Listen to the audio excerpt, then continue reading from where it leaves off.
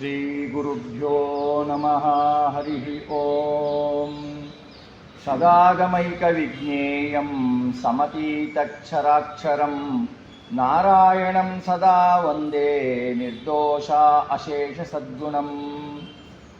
ಶ್ರಿಯಕಾಂತಾಯ ಕಲ್ಯಾಣ ನಿಧಯೇ ನಿಧಯೇ ಅರ್ಥಿನಾಂ ಶ್ರೀವೆಂಕಟನಿವಾಸಾಯ ಶ್ರೀನಿವಾಸಾಯ ಮಂಗಲಂ. ಬ್ರಹ್ಮರುದ್ರಾದಿ ವಂದ್ಯಂ ತ್ವಾಂ ಭಜೆ ವೆಂಕಟನಾಯಕಂ. ನಿವಾರಯ ಸ್ವಾನಿಷ್ಟಾನಿ ಸಾಧಯಿಷ್ಟಾನಿ ಮಾಧವಃ.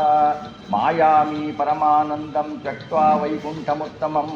ಸ್ವಾಮಿ ಪುಷ್ಕರಣಿ ತೀರೆ ರಮಯಾ ಸಹ ಮೋದತೆ. ಕೃಷ್ಣಾಯ ವಾಸುದೇವಾಯ ಹರಯೇ ಪರಮಾತ್ಮನೇ ಪ್ರಣತಕ್ಲೇಶನಾಶಾಯ ಗೋವಿಂದಾಯ ನಮೋ ನಮಃ. ಅಭ್ರಮಂ ಭಂಗರಹಿತಂ ಅಜಡಂ ವಿಮಲಂ ಸದಾ ಆನಂದತೀರ್ಥಮತಲಂ ಭಜೆ ತಾಪತ್ರಯಾಪಹಂ. ಭವತಿ ಯದನುಭಾವಾತ್ ಕೇಡಮೂಕೋಪಿ ವಾಗ್ಮಿ ಜಡಮತಿರಪಿ ಜಂತುರ್ಜಾಯತೆ ಪ್ರಾಜ್ಞಮೌಲಿಃ. ಸಕಲವಚನಚೇತೋ ದೇವತಾ ಭಾರತೀ ಸಾ ಮಮ ವಚಸಿ ನಿಧತ್ತಾಂ ಸನ್ನಿಧಿಂ ಮಾನಸೇ ಚ. ತಪೋ ವಿದ್ಯಾ ವಿರಕ್ತ್ಯಾದಿ ಸದ್ಗುಣೌಘಾಕರಾನಹಂ ವಾದಿರಾಜಗುರೂನ್ ವಂದೇ ಹಯಗ್ರೀವಪದಾಶ್ರಯಂ. ಪ್ರಣಮತ್ಕಾಮಧೇನುಂಚ ಭಜತ್ಸೃತರೂಪಮಂ ಶ್ರೀಭಾವಬೋಧಕುತ್ಪಾದ ಚಿಂತಾಮಣಿ ಉಪಾಸ್ಮಹೇ. ಪೂಜ್ಯಾಯ ರಾಘವೇಂದ್ರಾರ್ಯ ಸತ್ಯಧರ್ಮರತಾಯ ಚ ಭಜತಾಂ ಕಲ್ಪವೃಕ್ಷಾಯ ನಮತಾಂ ಕಾಮಧೇನವೇ.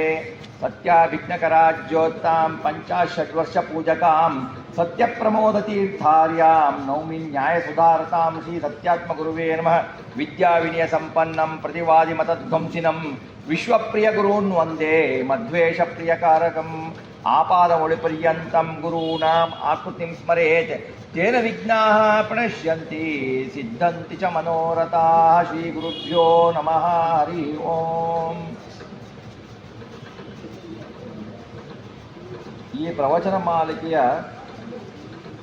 ಚಿಂತನೆಯಲ್ಲಿ ಶ್ರೀನಿವಾಸ ಕಲ್ಯಾಣ ಮಹೋತ್ಸವದ ಚಿಂತನೆಯಲ್ಲಿ ಕೊನೆಯ ಘಟ್ಟವನ್ನು ಅಂದರೆ ಸುಮಾರು 5200 ವರ್ಷಗಳ ಹಿಂದೆ ಅನ್ಕೋಬೋದು ನಡೆದ ಶ್ರೀನಿವಾಸ ಪದ್ಮಾವತಿಯ ಕಲ್ಯಾಣ ಮಹೋತ್ಸವದ ದಿನ. ಈ ದಿವಸ ಕಲ್ಯಾಣ ಮಹೋತ್ಸವದ ವಿಷಯವನ್ನು ತಿಳಿದುಬಿಟ್ಟು ಚಿಂತನೆಯನ್ನು ಮಾಡೋಣ. ನಿನ್ನೆಯ ತನಕ ಆಗಿದ ಚಿಂತನೆ ಶುಕ ಮಹರ್ಷಿಗಳ ಹತ್ತಿರ ಆಹಾರವನ್ನು ಸ್ವೀಕರಿಸಿ ಭೋಜನವನ್ನು ಸ್ವೀಕರಿಸಿ ಪರಮಾತ್ಮ ತನ್ನ ಲೀಲೆಯನ್ನು ತೋರಿಸುತ್ತಾ ಯಾರಿಗೂ ಊಟ ಹಾಕದೆ ಊಟ ಮಾಡಿದ ತೃಪ್ತಿಯನ್ನು ಕೊಟ್ಟು ಅವರನ್ನೆಲ್ಲ ಕರೆದುಕೊಂಡು ಬರುತ್ತಾನೆ. ನವಮಿ ದಿವಸ ಸಾಯಂಕಾಲ ಕರೆದುಕೊಂಡು ಬರುತ್ತಾನೆ. ಸಾಯಂಕಾಲ ಬಂದಾಗ ತೋಂಡಮಾನ ರಾಜ ಆಕಾಶರಾಜನ ತಮ್ಮ ಅವರನ್ನೆಲ್ಲ ಮೆರವಣಿಗೆ ಮಾಡಿಸಿ ಕರೆದುಕೊಂಡು ಬರುತ್ತಾನೆ. ಆಮೇಲೆ ರಾತ್ರಿ ಅವರಿಗೆಲ್ಲ ಭೋಜನವನ್ನು ಕ್ಷಣ ಮಾತ್ರದಲ್ಲಿ ಮಾಡ್ತಾರೆ. ಯಾಕೆ ಅಂದರೆ ಭೋಜನ ಮಾಡುವವನು ಯಾರು, ಪಾಕ ಮಾಡುವವನು ಯಾರು? ಅಗ್ನಿ ಮಹಾದೇವ. ಅಲ್ಲಿ ಅಷ್ಟು ಜನಕ್ಕೆ ಏನು ತರಬೇಕು, ಏನು ನೀರು ತರಬೇಕು, ಹೇಗೆ ಬೇಯಿಸಬೇಕು ಅನ್ನೋದೇನಿಲ್ಲ. ಅವನು ಅಕ್ಕಿಯನ್ನಿಟ್ಟು ಸ್ವಲ್ಪ ನೀರು ಹಾಕ್ದ, ಕಣ್ಣಿಂದ ನೋಡ್ದ ಅಂದ್ರೆ ಅನ್ನ ಆಗೋಗಿರುತ್ತೆ. ಅಗ್ನಿನೇ ಅವನು, ಸಾಕ್ಷಾತ್ ಅಗ್ನಿನೇ. ನಿಮಗೇನು ಅಗ್ಗಿಷ್ಟಿಗೆಗಳೇನು ಬೇಕಾಗಿಲ್ಲ, ಅವನ ಕಣ್ಣಿಂದನೇ ಅಗ್ನಿ ಬರುತ್ತೆ. ಹಾಗೆಯೇ ಎಲ್ಲವನ್ನೂ ಮಾಡಿಬಿಟ್ಟು ಯಥೇಚ್ಛವಾಗಿ ಸರ್ವ ಪಕ್ಷಗಳಿಂದ ಅವರಿಗೆ ಭೋಜನವನ್ನು ಹಾಕ್ತಾನೆ ಆಕಾಶರಾಜ. ಅಲ್ಲಿಯ ತನಕ ಚಿಂತನೆ ಆಗಿತ್ತು.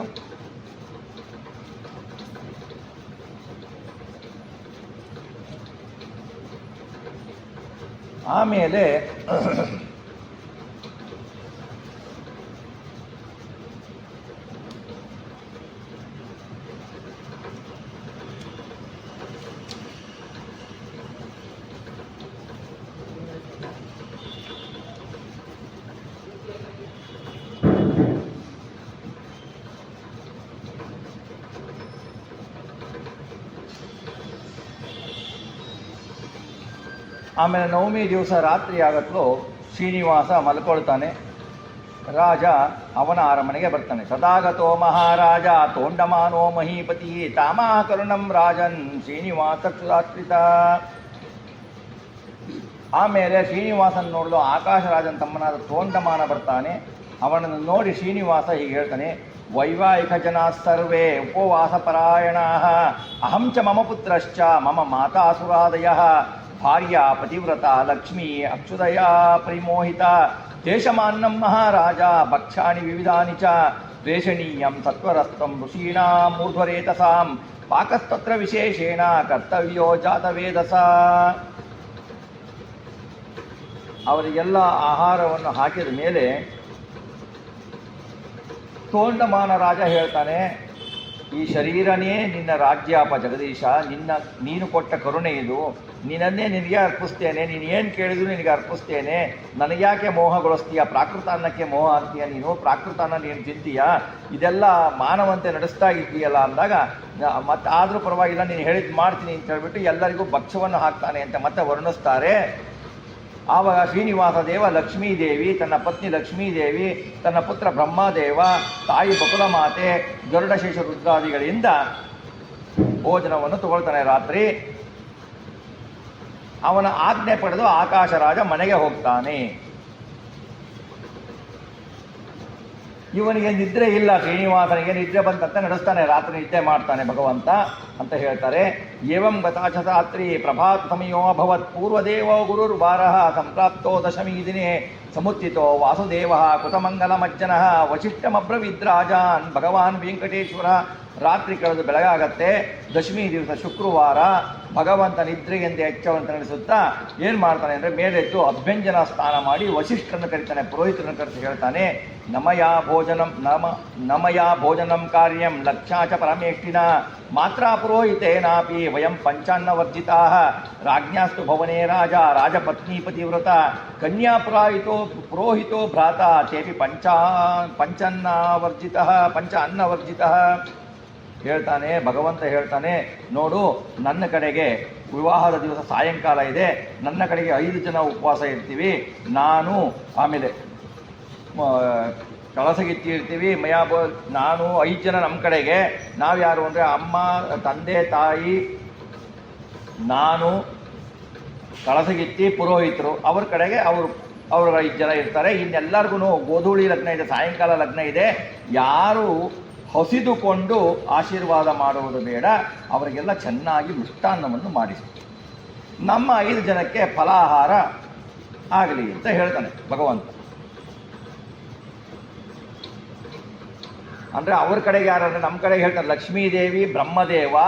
ಕಳಸಗಿತ್ತಿ ಯಾರಪ್ಪ ಅಂದರೆ ಇವನಿಗೆ ಕಳಸಗಿತ್ತಿ ಆದವಳು ಪಾರ್ವತಿ, ರುದ್ರದೇವರ ಹೆಂಡತಿ. ಪುರೋಹಿತರಾದ ತಾವು ವಶಿಷ್ಠರಿಗೆ. ಹೀಗೆ ವರ್ಣ ಕಡೆ 5 ಮಂದಿ, ಅವ್ರ ಕಡೆ ಆಕಾಶರಾಜ, ಧರಣಿದೇವಿ, ಪದ್ಮಾವತಿ, ಹುಡುಗಿಯ ಅಣ್ಣ. ಒಂದು ಕಡೆಯ ಪುರೋಹಿತರು ಬೃಹಸ್ಪತ್ಯಾಚಾರಿ. ಈ 5 ಮಂದಿ ಉಪವಾಸ ಇರಬೇಕು ಅಂತ ಹೇಳಿಬಿಟ್ಟು ಕುಬೇರನನ್ನು ಕರೆದು ಈ ವಿಚಾರವನ್ನೇ ಎಲ್ಲರೂ ಆಕಾಶರಾಜನ ಬಳಿ ಹೋಗಿ ತಿಳಿಸುವಂತಾನೆ. ಕುಬೇರ ಹೇಳ್ತಾನೆ, ಭೋಜನಂ ಋಷಿ ಮಧ್ಯಾಹ್ನಂ ಕರ್ತವ್ಯಂ ಪೂರ್ವಮೇವ ಹಿ ಮುಹೂರ್ತ ಕಾಲೇ ರಾತ್ರೌತು ನಾಡಿಕಾನಾಂ ತ್ರಯೋದಶಃ ತದಾ ಅಸಾಧ್ಯಂ ಮಹಾರಾಜ ರಾತ್ರ್ಯಾಂ ಬ್ರಾಹ್ಮಣ ಭೋಜನಂ. ಕುಬೇರ ಆಕಾಶರಾಜನಿಗೆ ಹೇಳ್ತಾನೆ, ಇಂದು ರಾತ್ರಿ 13ನೇ ನಾಡಿ ಅಂತ ವಿವಾಹ ಮುಹೂರ್ತವ ಇರೋದರಿಂದ ಅಷ್ಟು ಹೊತ್ತಿನವರೆಗೆ ಋಷ್ಯಾದಿಗಳಿಗೆ ಉಪವಾಸ ಇರುವುದು ಉಚಿತವಲ್ಲ.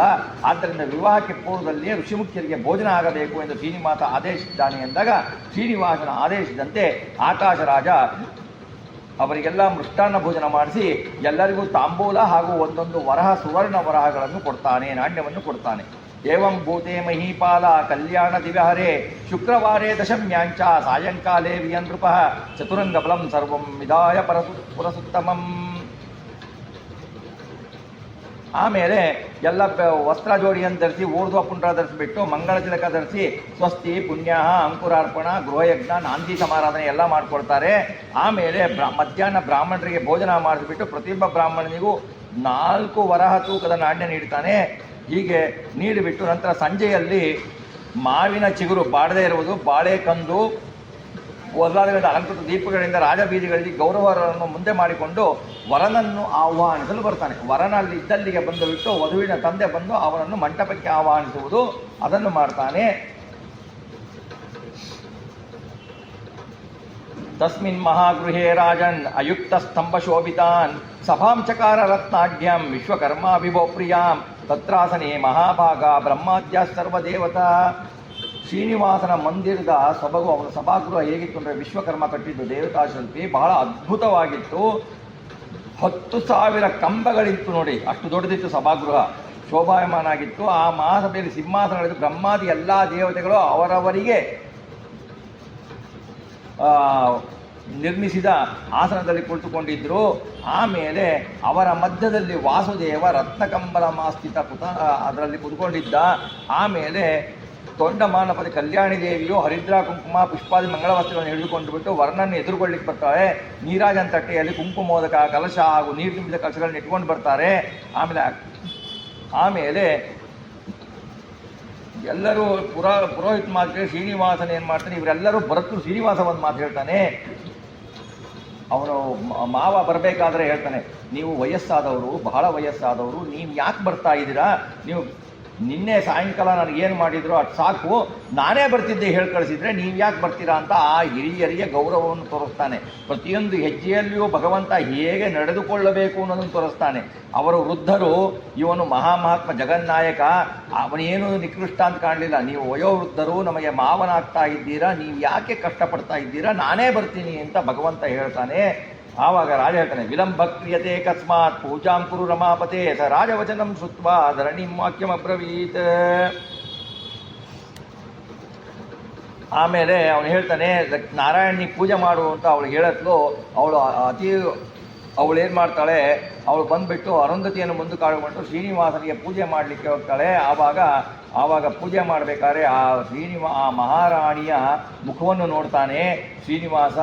ಆಮೇಲೆ ಅವನ ಮುಖವನ್ನು ಇವಳು ನೋಡ್ತಾಳೆ. ಇಂಥ ಮಹಾನುಭಾವನಿಗೆ, ಜಗದೊಡೆಯನಿಗೆ ನಾನು ಪೂಜೆ ಮಾಡುವ ಯೋಗ ಬಂದಿದೆಯಲ್ಲ. ದೇವತೆಗಳೆಲ್ಲರೂ ಏನು ಇವಳ ಅದೃಷ್ಟ, ಇವನ್ನು ಕೂಡಿಸಿಕೊಂಡು ಬಿಟ್ಟು ಬಂಗಾರ ತಟ್ಟೆಯಲ್ಲಿ ಕಾಲು ತೊಳಿಬೇಕು, ಇವರೆಲ್ಲ ಇಷ್ಟು ಸೇವೆಯನ್ನು ಎದುರುಗಡೆ ಮಾಡ್ತಾ ಇದ್ದಾರೆ, ಏನು ಅದೃಷ್ಟ ಮಾಡಿದ್ದಾಳೆ ಅಂತ ಹೇಳಿಬಿಟ್ಟು ಆಶ್ಚರ್ಯದಿಂದ ನೋಡ್ತಾರೆ ಬ್ರಹ್ಮಾದಿ ದೇವತೆಗಳು. ಆಮೇಲೆ ಸ್ತ್ರೀಯರು ಹೇಳ್ತಾರೆ, ನೀನೆಂತಹ ಪುಣ್ಯವಂತಳಮ್ಮ, ಶ್ರೀನಿವಾಸನ ಪೂಜೆ ಮಾಡಲೆಂದೇ ಬ್ರಹ್ಮನು ನಿನ್ನನ್ನು ಹುಟ್ಟಿಸಬೇಕು, ಸೃಷ್ಟಿ ಮಾಡಿಸಿರಬೇಕು. ನೀನು ಪೂರ್ವ ಜನ್ಮದಲ್ಲಿ ಏನೇನು ಪುಣ್ಯ ಮಾಡಿದ್ದೀಯೋ ಈ ರೀತಿಯಲ್ಲಿ ಪೂಜಿಸುವ ನೀನೇ ಧನ್ಯಳು ಅಂತ ಹೇಳ್ತಾರೆ. ಆಮೇಲೆ ಅವಳು ತೈಲ, ಕರ್ಪೂರ, ಗಂಧ, ಚಂದನ, ಸುಗಂಧನ ಅವರಿಂದ ಅರ್ಚನೆ ಮಾಡ್ತಾಳೆ ಶ್ರೀನಿವಾಸನಿಗೆ. ವಸ್ತ್ರೈ ನಾನಾ ವಿಧೈ ರತ್ನೈರ್ ಮುಕ್ತ ನಿರ್ಮಿತ ಭೂಷಣೈ. ಹಾಗೆ ಬಹುವಿಧ ವಸ್ತ್ರಗಳು, ರತ್ನ ನಿರ್ಮಿತ ಆಭರಣಗಳಿಂದ ಆ ಮಂಗಳಾಂಗಿಯು ಶ್ರೀನಿವಾಸನನ್ನು ಪೂಜೆ ಮಾಡ್ತಾಳೆ.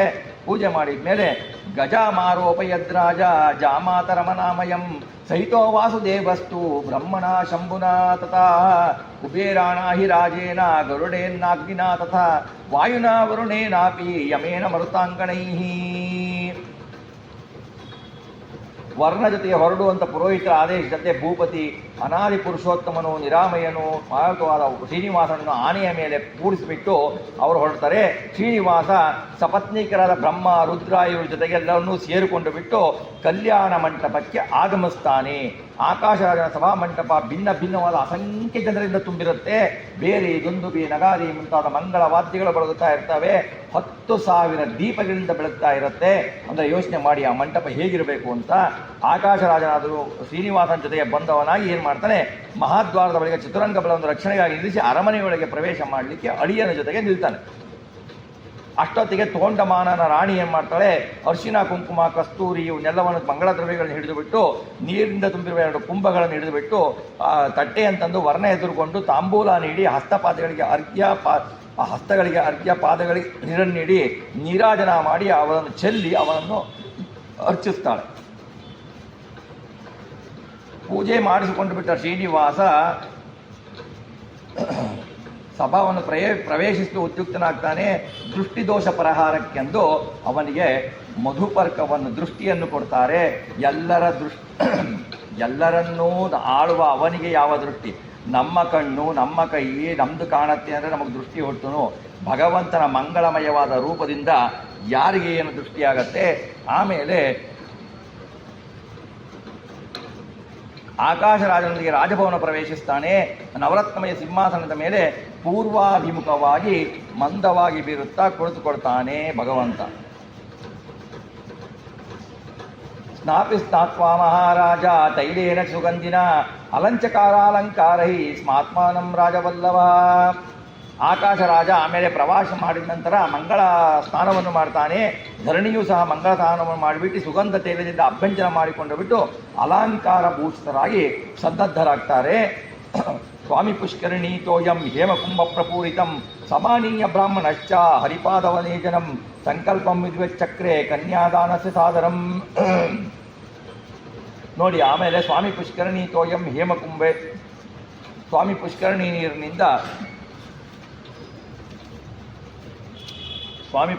ನೀರಿನಿಂದ ಅವರೆಲ್ಲರೂ ಶುದ್ಧರಾಗಿಬಿಟ್ಟು ಬ್ರಾಹ್ಮಣಶ್ಚ ಹರಿಪಾದವನೇಜನಂ ಸಂಕಲ್ಪಂ ವಿಧಿವಚಕ್ರೆ ಕನ್ಯಾದಾನಸ್ಯ ಸಾದರಂ. ಮಧುಪರ್ಕದ ಸೇವೆಯನ್ನು ಮಾಡ್ತಾರೆ ಭಗವಂತನಿಗೆ. ಮಧುಪರ್ಕದ ಸಂಘವನ್ನು ಮಾಡಿ ಎಲ್ಲ ಮಂತ್ರಗಳನ್ನು ಹೇಳ್ತಾರೆ. ಹಾಗೆಯೇ ಮಧುಪರ್ಕದ ಸಂಕಲ್ಪವನ್ನು ಮಾಡಿಬಿಟ್ಟು ಸಂಕಲ್ಪವನ್ನು ಮಾಡಿಸ್ತಾರೆ. ಆಮೇಲೆ ಶಾಸ್ತ್ರಶೀರ್ಷ ಪುರುಷ ಇತಿ ಮಂತ್ರದಿಂದ ಪುರುಷ ಸೂಕ್ತದಿಂದ ಭಗವಂತನಿಗೆ ಬಂಗಾರದ ತಟ್ಟೆಯಲ್ಲಿ ಕಾಲನ್ನು ತೊಳಿತಾರೆ. ಪಾದವನ್ನು ಹೇಳಿಬಿಟ್ಟು ಪ್ರೋಕ್ಷಣವನ್ನು ಮಾಡ್ತಾರೆ. ಹರಿಪಾದೋದಕಂ ಪುಣ್ಯಂ ದದಾರ ಶಿರಸಾ ನೃಪ ಭಾರ್ಯಾಪುತ್ರಂ ಭ್ರಾತರಂ ಚ ಭವನಂ ಕೋಶಮೇವ ಚ ಗಜಾಗಾರಂ ರಥಾಗಾರಂ ವಸ್ತ್ರಾಗಾರಂ ಚ ತಜ್ವಲೈ ಮಾರ್ಜಯಾಮಾಸ ರಾವೇಂದ್ರ. ಶ್ರೀನಿವಾಸ ಆಕಾಶನು ಶ್ರೀನಿವಾಸನ ಪಾದಗಳನ್ನು ತೊಳೆಯುವ ಸಲುವಾಗಿ 5 ಸುವರ್ಣ ಕುಂಭಗಳಲ್ಲಿ ತುಂಬಿದ ಸ್ವಾಮಿ ಪುಷ್ಕರಣಿ ನೀರನ್ನು ತಂದಿರ್ತಾನೆ. ತಂದುಬಿಟ್ಟು ಬ್ರಾಹ್ಮಣರ ಮೂಲಕ ವೇದಘೋಷಗಳಿಂದ ದೇವ ಆ ಪೂರ್ಣ ಕುಂಭಗಳನ್ನು ತಂದುಬಿಟ್ಟು ಆಚಾರ್ಯರಿಗೆ ನಿವೇದಿಸ್ತಾನೆ. ಪುರೋಹಿತರು ದಕ್ಷಿಣ ಭಾಗದಲ್ಲಿ ದರ್ಬೆಗಳನ್ನು ಹಾಕಿ ಅದರ ಮೇಲೆ ಸುವರ್ಣ ಕುಂಭಗಳನ್ನು ಇಟ್ಟು ಅದನ್ನು ಕಲಶವನ್ನು ಆಹ್ವಾನ ಮಾಡಿಬಿಟ್ಟು ಇವನಿಗೆ ಅಭಿಷೇಕವನ್ನು ಮಾಡಿಸ್ತಾರೆ. ಆಮೇಲೆ ಪ್ರೋಕ್ಷಣೆ ಮಾಡಿ ಎಲ್ಲವನ್ನೂ ಪ್ರೋಕ್ಷಿತರಾಗ್ತದೆ. ನೋಡಿ, ಎಂತಹ ಪುಣ್ಯ ಅವರದು. ಭಗವಂತನ ಪಾದವನ್ನು ಪೂಜೆ ಮಾಡುವ ಪುಣ್ಯ ನಮಗೆ ಯಾವುದಾದರೂ ಈಗಿನ ಕಾಲದ ಯತಿಗಳು ಪಾದ ಪೂಜೆಗೆ ಬಂದರೇನೇ ನಾವು ಅಷ್ಟು ಸಂತೋಷ ಪಡ್ತೀವಿ. ಅಷ್ಟು ಸಾಕ್ಷಾತ್ ಭಗವಂತನ ಪಾದ ಪೂಜೆ ಮಾಡಬೇಕು. ಭಗವಂತನ ಪಾದ ಪೂಜೆ ಎಲ್ಲರೂ ಆಶ್ಚರ್ಯಪಡ್ತಾರೆ. ಏನು ಪುಣ್ಯ ಮಾಡಿದ್ನೋ ಆಕಾಶರಾಜ, ಏನು ಪುಣ್ಯ ಮಾಡಿದ್ನೋ ಧರಣಿದೇವಿ. ಈ ತರಹ ಭಗವಂತನ ಸೇವೆ ಲಭ್ಯವಾಗಿದ್ದಂತೆ ಎಲ್ಲರಿಗೂ ಲಭ್ಯವಿಲ್ಲ. ಭಗವಂತನ ಕರುಣೆ ಇದ್ದರೆ ಲಭ್ಯ ಅಷ್ಟೇ. ಆಮೇಲೆ ಕೃತಾರ್ಥನಾಗ್ತಾನೆ. ನನ್ನ ಜನ್ಮ ಸಫಲ ಆಯಿತು ಅಂತಾನೆ ಆಕಾಶ. ನಿನ್ನ ಪಾದಕದಿಂದ ನನ್ನ ಜನ್ಮ ಸಾರ್ಥಕ ಆಯಿತು. ನನ್ನ ಪಿತೃಗಳೆಲ್ಲ ಉದ್ಧತರಾಗೋದ್ರು. ಪರಮಾತ್ಮನ ಯಾವ ಪಾದೋದಕದಿಂದ ನಮ್ಮ ಎಲ್ಲ ಪಾಪಗಳು ಹರಿಯುತ್ತವೋ ಅಂತಹ ಪಾದೋದಕವನ್ನು ನಮ್ಮ ಪಿತೃಗಳು, ನಮ್ಮ ಅನೇಕ ತಲೆಮಾರಿನ ಪಿತೃಗಳು ಉದ್ಧಾರ ಆಗ್ತಾರೆ ಅಂತ ಹೇಳ್ತಾನೆ. ಆಮೇಲೆ ಶ್ರೀನಿವಾಸನಿಗೆ ಅರ್ಘ್ಯವನ್ನು ಆಚಮನೀಯವನ್ನು ಕೊಡ್ತಾರೆ. ಆಮೇಲೆ ಮಧುಪರ್ಕ ಪಾತ್ರೆಯನ್ನು ನೀಡಿ ಅವನಿಗೆ ಮಧುಪರ್ಕವನ್ನು ಕೊಡ್ತಾರೆ. ಘಟಿಕಾ ಘೋಷಂ ಕೃತಾವಾನ್ ದೈವಚಿಂತಕ ಸಮೂರ್ತ. ಆಮೇಲೆ ಭಗವಂತನಿಗೆ ಕೂಡಿಸ್ತಾರೆ. ಈ ಕಡೆಗೆ ಅವನಿಗೆ ಪಶ್ಚಿಮಾಭಿಮುಖವಾಗಿ ನಿಲ್ಲಿಸ್ತಾರೆ. ಅಕ್ಕಿಯ ಮೂಟಿಯ ರಾಶಿಯ ಮೇಲೆ, ಮುತ್ತುರತ್ನಗಳ ರಾಶಿಯ ಮೇಲೆ. ಆಮೇಲೆ ಅವನಿಗೆ ಹಸೆಮಣೆಗೆ ಕರೆತಂದು ಅಲ್ಲಿ ನಿಲ್ಲಿಸ್ತಾರೆ. ಆಮೇಲೆ ಲಕ್ಷ್ಮೀ ದೇವಿಗೆ, ಪದ್ಮಾವತಿ ದೇವಿಗೆ ಕರೆತಂದು ಬರ್ತಾರೆ. ಅವರಿಗೆ ಪೂರ್ವಾಭಿಮುಖವಾಗಿ ಕರ್ಕೊಂಡು ಬರ್ತಾರೆ. ಕರ್ಕೊಂಡು ಬಂದುಬಿಟ್ಟು ಅವರಿಗೆ ಪೂರ್ವಾಭಿಮುಖವಾಗಿ ಅಕ್ಕಿ ರಾಶಿಯ ಮೇಲೆ ಸುವರ್ಣ ಮುತ್ತುಗಳ ಮೇಲೆ ನಿಲ್ಲಿಸ್ತಾರೆ. ಅದನ್ನೇ ವಾದಿರಾಜರು ತಮ್ಮ ಲಕ್ಷ್ಮೀ ಶೋಭಾನದಲ್ಲಿ ಹೇಳ್ತಾರೆ. ಹಸೆಮಣೆಗೆ ಬಾ ಅಂತ ಶ್ರೀನಿವಾಸನನ್ನು ಕರೀತಾರೆ. ಬೊಮ್ಮನ ಮನೆಯಲ್ಲಿ ರನ್ನಾದ ಪೀಠದಿ ಕುಳಿತು ಒಮ್ಮನದಿ ನೇಹವ ಮಾಡುವ ನಿರ್ಮಲ ಪೂಜೆಯ ಕೈಕೊಂಬ ಶ್ರೀಕೃಷ್ಣ ಪರಬೊಮ್ಮ ಮೂರುತಿಯೇ ಹಸೆಗೆ ಬಾ ಅಂತ ಕರೀತಾರೆ. ಎಲ್ಲರೂ ಹಸೆಗೆ ಬರ್ತಾರೆ. ಏನಂತ ನಗುತ್ತಾ ಬಂದು ಹಸೆಯ ಮೇಲೆ ವನಿತೆ ಲಕ್ಷ್ಮಿಯೊಡಗೂಡಿ, ಲಕ್ಷ್ಮಿಯ ಜೊತೆಗೆ ಬರಲ್ಲ ಇವನು, ಒಬ್ಬನೇ ಬರ್ತಾನೆ. ಎದುರುಗಡೆ ಲಕ್ಷ್ಮಿ ಇರ್ತಾಳೆ. ಅನಂತ ವೈಭವದಿ ಕುಳಿತ ಕೃಷ್ಣನ 7 ದಿವಸ ಮದುವೆ ನಡೆಯುತ್ತೆ ಕೃಷ್ಣನದು. 4ನೇ ದಿವಸ ಅವನಿಗೆ ಕರ್ಕೊಂಡು ಬರ್ತಾರೆ. ಕರ್ಕೊಂಡು ಬಂದುಬಿಟ್ಟು ಅವನಿಗೆ ಅಲ್ಲಿ ನಿಲ್ಲಿಸ್ತಾರೆ. ಪದ್ಮಾವತಿಗೆ ಕರ್ಕೊಂಡು ಬಂದು ನಿಲ್ಲಿಸ್ತಾರೆ. ಪದ್ಮಾವತಿಗೆ ಕರ್ಕೊಂಡು ಬಂದುಬಿಟ್ಟು ನಿಲ್ಲಿಸಿಬಿಟ್ಟು ಆ ಪದ್ಮಾವತಿಯನ್ನು ಅಲಂಕೃತವಾಗಿ ಮಾಡಿಬಿಟ್ಟು ನಿರೀಕ್ಷಿಸ್ತಾರೆ.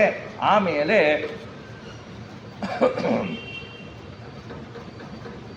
ಶ್ರೀನಿವಾಸನನ್ನು ಗಂಧಾದಿಗಳಿಂದ ಪೂಜಿಸಿ ಅವರಿಗೆ ಏನು ಮಾಡ್ತಾರೆ ಅಂತಂದರೆ ಅಂತರ್ಪಟವನ್ನು ಹಿಡಿತಾರೆ.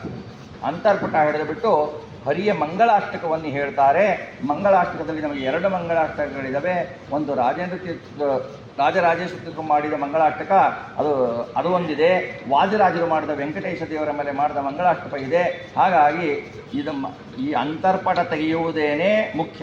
ಅಂತರ್ಪಟ ತೆಗಿಬೇಕಾದರೆ ಹೆಣ್ಣಿಗೆ ಜೀರಿಗೆ ಬೆಲ್ಲ ಕೊಟ್ಟಿರ್ತಾರೆ, ಮಂತ್ರಾಕ್ಷತೆ ಕೊಟ್ಟಿರ್ತಾರೆ, ಗಂಡಿಗೆ ಕೊಟ್ಟಿರ್ತಾರೆ. ಯಾರು ಫಸ್ಟ್ ಹಾಕಿದರೆ ಅವರು ಹೇಳ್ದಂಗೆ ಕೇಳ್ತಾರೆ ಅನ್ನೋದು ಏನಿಲ್ಲ. ಈಗ ಬಂದಿರೋದಷ್ಟೇ, ಅದು ಶುದ್ಧ ಸುಳ್ಳು. ಯಾವಾಗಲೂ ವಧುವೇ ಹಾಕಬೇಕು ಮೇಲ್ಗಡೆ. ಅದು ಇರೋದು ಹಾಗೇನೆ. ಯಾರು ಎತ್ತಬಾರ್ದು, ಮೇಲೆತ್ತಿ ಅವರೆತ್ತಿ ಎಲ್ಲ ನಡೆಯೋದು ಅವೆಲ್ಲ ಏನೂ ಇಲ್ಲ. ಅವೆಲ್ಲ ಶಾಸ್ತ್ರಕ್ಕೆ ವಿರುದ್ಧವಾದವೇ. ಅವರು ಹುಡುಗಿಯೇ ಹಾಕಬೇಕು, ಹುಡುಗನ ತಲೆ ಮೇಲೆ ಹಾಕಬೇಕು. ಆವಾಗ ಅಂತರ್ಪಟವನ್ನು ಹಿಡಿತಾರೆ. ಅಂತರ್ಪಟವನ್ನು ಹಿಡಿದಾಗ ಮಂಗಳಾಷ್ಟಕನ ಪುರೋಹಿತರು ಹೇಳ್ತಾರೆ, ಶ್ರೀ ಕ್ಷೋಣ್ಯೌ ರಮಣೀ ಯುಗಂ ಸುರಮಣಿ ಪುತ್ರೋಪಿ ವಾಣೀಪತಿ ಪೌತ್ರಶ್ಚಂದ್ರ ಶಿರೋಮಣಿ ಪಣಿಪತಿ ಶಯ್ಯಾಸುರಾ ಸೇವಕ ಸಾಕ್ಷೋ ಯಚ್ಚ ರಥೋ ಮಹಚ್ಚ ಭವನಂ ಬ್ರಹ್ಮಾಂಡ ಮಾಧ್ಯ ಪುಮಾನ್ ಶ್ರೀಮದ್ ವೆಂಕಟ ಭೂಧರೇಂದ್ರ ರಮಣ ಕುರ್ಯಾದ್ಧರೇ ಮಂಗಳಂ ಮುಹೂರ್ತೆ ಸಾವಧಾನ ಸುಲಗ್ನ ಸಾವಧಾನ ಶ್ರೀ ಲಕ್ಷ್ಮೀನಾರಾಯಣ ಧ್ಯಾನ ಸಾವಧಾನ.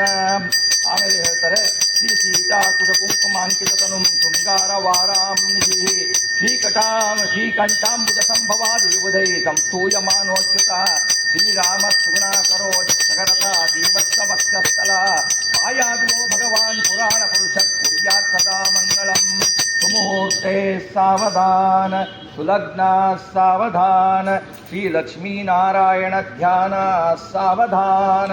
ಹೀಗೆ ಅಂತರ್ಪಟವನ್ನು ತೆಗಿತಾರೆ.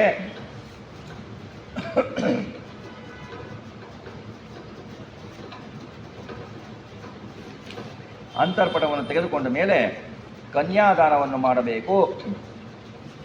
ಕನ್ಯಾದಾನವನ್ನು ಮಾಡಬೇಕಾದ್ರೆ ಕನ್ಯಾದಾನದ ಸಂಕಲ್ಪವನ್ನು ಮಾಡಿಸ್ತಾರೆ. ಪದ್ಮಾವತಿಯ ಭುಜವನ್ನು ಮುಟ್ತಾ ಆಕಾಶದ ಹೇಳ್ತಾನೆ, ಕನ್ಯಾಂ ಕನಕ ಸಂಪನ್ನಾಂ ಕನಕಾಭರಣ ಯಯುತಾಂ ದಾಸ್ಯಾಮಿ ವಿಷ್ಣವೇ ತುಭ್ಯಂ ಬ್ರಹ್ಮಲೋಕ ಜಿಗೀಷಯ ವಿಶ್ವಂಭರ ಪಂಚಭೂತಾಃ ಸಾಕ್ಷಿಣ್ಯ ಸರ್ವದೇವತಾಃ ಇಮಾಂ ಕನ್ಯಾಂ ಪ್ರದಾಸ್ಯಾಮಿ ಪಿತೃಣಾಂ ತಾರಣಾಯ ಚ.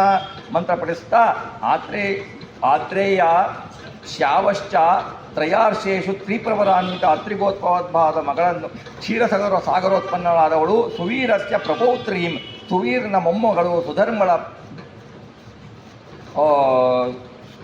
ಮೊಮ್ಮಗಳು ಆಕಾಶಭೂತಿಯ ಮಗಳು ಆಕಾಶಭೂಪತಿಯ ಮಗಳು ಶ್ರೀರೂಪಾದ ಪದ್ಮಾವತಿ ನಾಮ್ನಿ ಈ ಕನ್ಯೆಯನ್ನು ಭಾರ್ಗವಚ್ಚಮನ ಆಪ್ತಮಾನ ಔರ್ವ ಜಾಮದಜ್ಞ ಪಂಚಾರ್ಷೇಯ ಪ್ರವರಾನ್ವಿತ ಶ್ರೀವತ್ಸ ಗೋತ್ರೋದ್ಭವ ವಾಸುದೇವಾದಿ ಪಂಚರೂಪಾತ್ಮಕ ಶ್ರೀನಿವಾಸ ಶರ್ಮನಿಗೆ ಕೊಡ್ತಾ ಇದ್ದೇನೆ ಅಂತ ಸಂಕಲ್ಪ ಮಾಡ್ತಾರೆ.